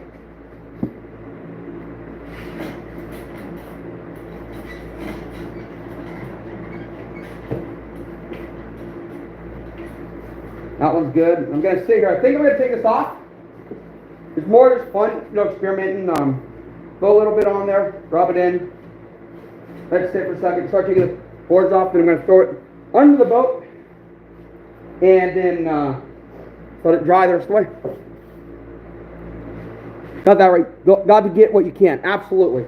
Especially, I always hear people say, they're not worth anything. Free market's crap. This and that. I'm like, if you go complacent like that, of course it's not. But if you can be proactive and figure out a market, there's money to be made. But it's not going to sell fast, but there is some money to be made. You just got to figure out where it is. All right. And of course, that's like taking a few here and doing it, right? If you had obviously the chunk, go sell it how you can, but you want that little bonus that at the end of the year, just keep 10, throw them on eBay, explain them well, talk about being professionally tanned, thick furs, all this stuff, and that stuff sells. I mean, I'm almost out of Nutria from the last 3 years because they're just popping off. I'm not Nutria about beaver, they're going fast. And I'll tell you a secret, right? 3 or 4 years ago, I sold for 100 shipped. Now I'm selling them 180 shipped. So, and I have a lot of patience to sell them, and they're just slow, monthly, they're usually selling. So at the end of the day, throw 180 on top of your monthly bills that you make or whatever, you have a little bit of playing money every month. So yeah, it's really high, but I mean, I'm selling to people that otherwise would not potentially be able to get them, And I'm targeting the people in the city that, hey, I want, I don't necessarily agree with chopping, I don't want to do it, but whatever the reason, I can't go out there, I don't have the gut for it, I can't see blood, I'll pass out, whatever it is, buying it and putting it there and be like, man, that is beautiful. Now I got something that I will cherish forever, and I don't have to go out and do the work. So you're targeting that market where it's like someone wants something, they have no way of getting it, they don't even know how to approach it, but they can buy it and be happy with it, and it's going to be good quality, where it's not going to, be kind of shoddy work, it's going to be the best they can get. So that's why I charge a little more higher than a lot of people charge. I mean, I'm way high on the beaver, but good selling.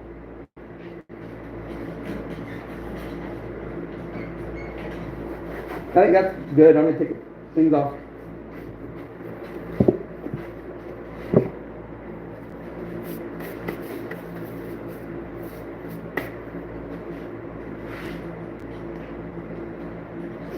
Let's get the tacks here.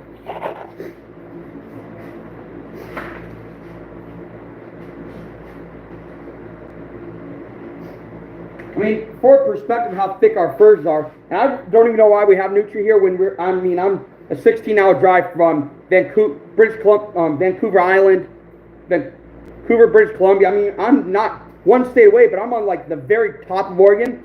I'm 30 minutes from maybe driving through Portland down and then into the next state. So I'm really high up there, and the furs are going to be pretty thick. I don't even know how they survive up here because sometimes it gets pretty damn cold, but for that, I'm lucky that they're here because I would claim that I have pretty thick Nutria fur, so I can charge a little bit more.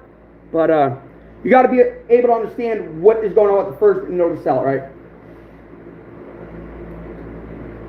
You're making some back, absolutely. I mean, to do all this work, catch them, then I have to send it in and wait 6 months. Essentially, last year was almost 7 months to get it back. So I charge all that waiting in there too, right? So. At the end of the day, If it's not worth it to somebody, they won't buy it. So, but right now, I have 2 beaver left, and I think, 12 people watching it. And sometimes when you get the people watching it, you send an offer, you say 180 ship, and then sometimes you bump it down to 150 ship, and boom, they buy it. It triggers them to buy because they got a deal. So, stuff like that would get it out the door if you really want to make a little bread that day. Yeah, absolutely make some back. I mean, I don't have to sell them. I never originally planned to trap and sell them. It's just something that I do it not to make money, but I do it to sit and give somebody that potentially won't have one a good quality fur that's not going to be damaged. There's a lot of people sell damaged ones or bull holes and just kind of put on eBay because otherwise can't sell it.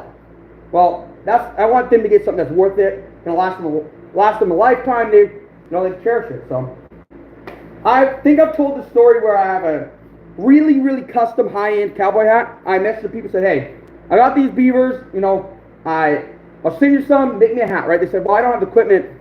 I went through people, they said, I don't have the equipment, but here's the deal. I'm from Oregon. I love the idea. Send me 2 pelts, I'll make you a really high-end hat. I said, okay. Send them the pelts, they made me a really custom hat. At the end of the day, I look on their page, and when they make their custom hats, they sit there, set it on the beaver, and they have the beaver there as part of it. Because those cowboy hats are made with beaver, so now they have a beaver, and it's the look of the picture that just makes it pop, and people are buying them up. So, that's what they used it for, and I got a good deal out of it. I sent them 2 beaver pelts, a couple of other pelts, and I got $500-600 cowboy hat out of it after it's all done. So, and I said, this is what they're worth, and I said, you give me this much? And they said, that's fine. We want it for our picture and help us sell a business. And I'm like, okay. They did the deal. So, sometimes I barter them, sometimes I'll be like, in that deal, I just went down to cousin house and said, man, they have nice hats, let me message them. I went to the next day, more next one, and then all of a sudden they hit somebody and they're like, okay. I'm like, all right, there's the deal. So, if I get it to somebody that's going to be happy, that's all that matters to me. And try to get them somewhat nice of a pelt, usually when I sell them, I'll sell the nice ones first, they're all trimmed up, then I'll slowly sell the other ones. Now, it's not any worse, it's just, sometimes, like that little flap of skin, like down here, right? You have the butt and you have the tail skin. Some of them are cut off, some of them are not. Sometimes I won't cut a window in here because you lose a lot of color. I won't cut windows in mine because I'm not selling to a fur buyer. But cutting that fur out, people look at it like, well, where's the rest of the pelt? To them, they don't understand what an inspection window is. So when I sell it, they're happy. I cut the inspection window out, they're like, what the hell did you do to my pelt? Because they don't understand the concept of inspection windows. So I'll leave as much on there as I can and sell them. Now, with that being said, if I was going to sell to a fur buyer, I'm going to take all the extra incredible steps to make it look prime. But to me, to do all that to get maybe $2 more, that ain't worth it to me. I feel like if I had to do all that, I'd be putting $60, $70 worth of work in there for $2 or $3. I'm not doing that. I'd rather sell it on eBay and do less work like this, just get it nice and ship to people to be happy.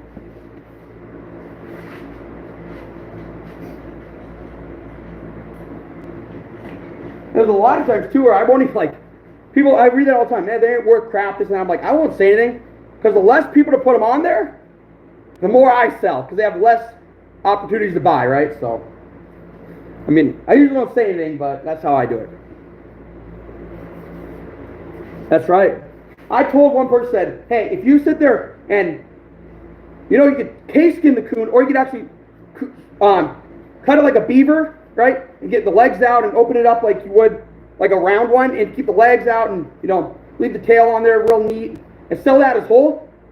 I told him, I guarantee you get over $100 for that on the eBay if you put it up there and weight it. Someone's going to be like, holy crap, I've never seen that. That's super cool, and they're going to buy it. This side, we're on the west side of the Cascades. We don't really have them that nice. They're kind of dingy. The east side of the Cascades, close to Idaho, gorgeous coyotes. And they're worth a lot more, right? So, same with the cats. A lot bigger cats, a lot better cats are there. But out here, out there they get 3 cats with the tag. Or 5, something like that. Out here, we have on the west side of the state, the Cascades, we have unlimited cats. We can kill as many bobcats as we want. But over there, you can't. So, A lot of people don't know that, right? And also people don't realize if you're a farmer and you kill bobcat out of trapping season, it's illegal here. When you buy a trapping license in trapping season, you get a hunting license form and a trapping license, right? And anytime other than that, it's out of season. But you see these people popping them off on their farms, and it's completely illegal. But nobody's going after them for it, which is kind of surprising.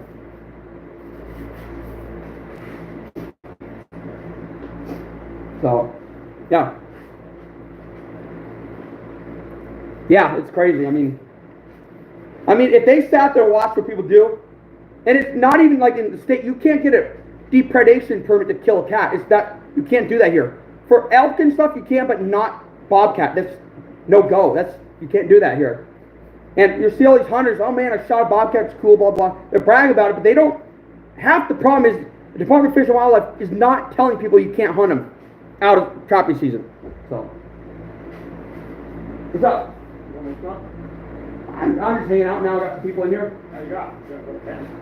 Some people Midwest, Canada. I got some people in here hanging out. Good people. In the house. Yeah. Going back in. All right. Have you checked the trail camera? Is there anything actually going on? Oh crap. I got my sensitivity's off on both my cameras. Uh-oh. It's getting dark. They're going to move soon. I'm going to try to stay live. I'm going to try to adjust my camera. I'll be right back. I don't know if it's going to work. I don't know if it will or not, but we're going to try something real quick. I pray that it stays live. I'm going to be right back. Let's see what happens if I do this, right? Holy crap, it worked. Okay, we're back. Yes! Oh my gosh, it works. I just turned my cameras on so I won't miss a beat. Because during the day, oh my gosh, thank God. During the day, I have it angled, and the sun, the shadows of the cameras will start to show up and start popping off and kill the battery.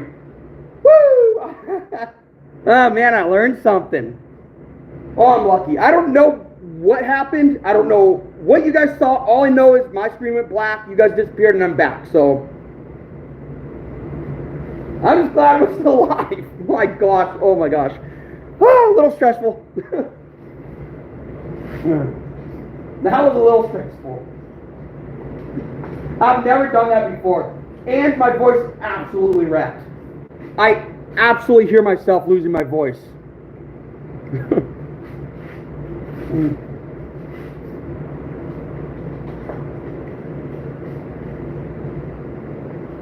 Gonna be a fun one. Oh my God, I didn't even try to crack my voice and my voice cracked. Gonna be a fun one going Thursday talking to these people with no voice. Industry professionals. I wait all year to do this and my voice is almost gone.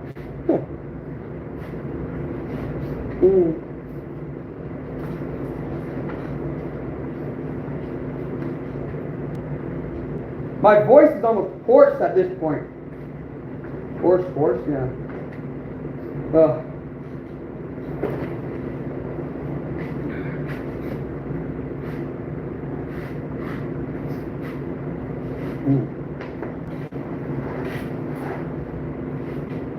Come on. There we go.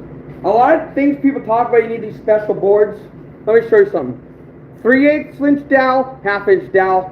I bought a bunch of them and I just throw them in there. They're 48 inches long, they work just on all raccoon boards and don't have a lot of problems with them.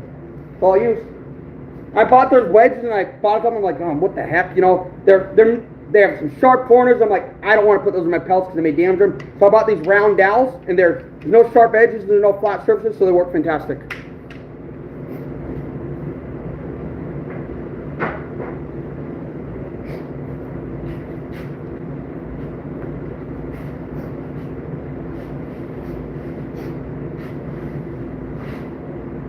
Ooh, that goes on there a bit. Kind of a big dude. I mean, I got a measuring tape. Let me measure him. That rat that I started out with, 15 inches long. Overall, from tip to tail, tip to the head, 2 feet. 15-inch body, like, I can't remember, some tail's different. But it's the longest rat I've ever had, but definitely not the fattest. There's a big rats out here.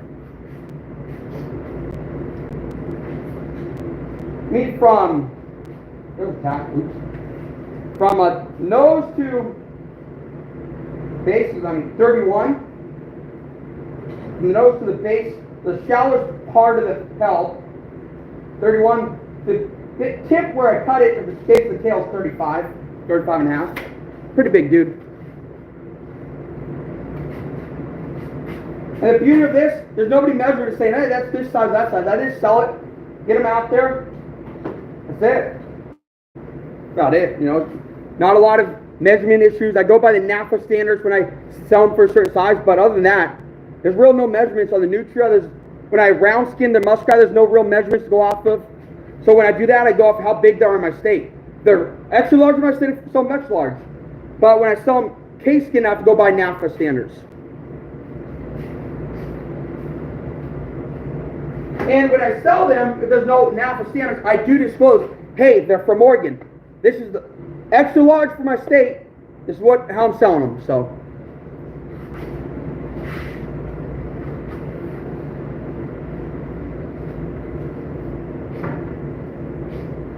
Go.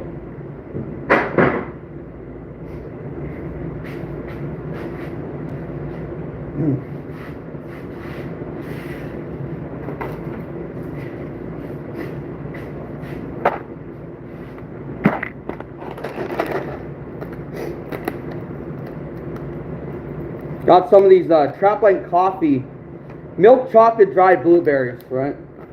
I preached 2 companies for Valentine's Day, right? Duke Pecan Company, large organization. Talked about these guys.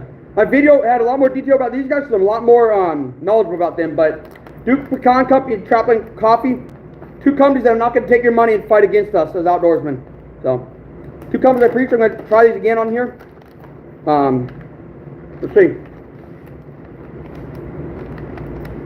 Get the milk chocolate coated in them, has a little bit of blueberry flavor.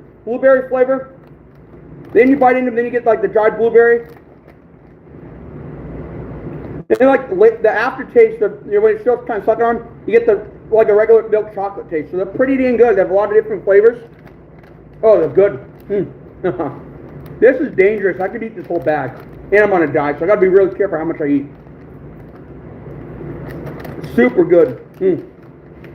Oh man. The chocolates were only being sold at the conventions a couple years ago, and then also mid-summer last year, I think, they started selling them online, but they were going around at the convention and giving people, trying them, handing them out. They're like, they're good, not my thing, you know, all the different reviews, and oh, they're so good.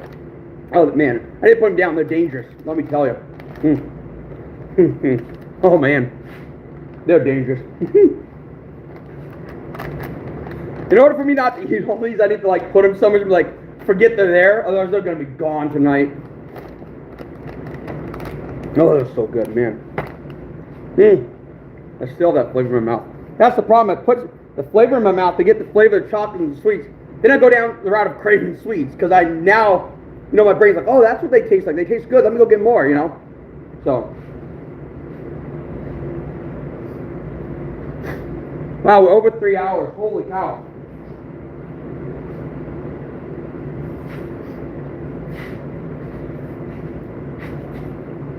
All right, I'm going to get out of here. 3 hours is a long time, and I need to rest my voice because I'm going to do a lot of talking Thursday. And I think I've done over 10 hours of live feeds in the last 3 or 4 days, so done a lot. All right, see you guys later. Thanks for being here.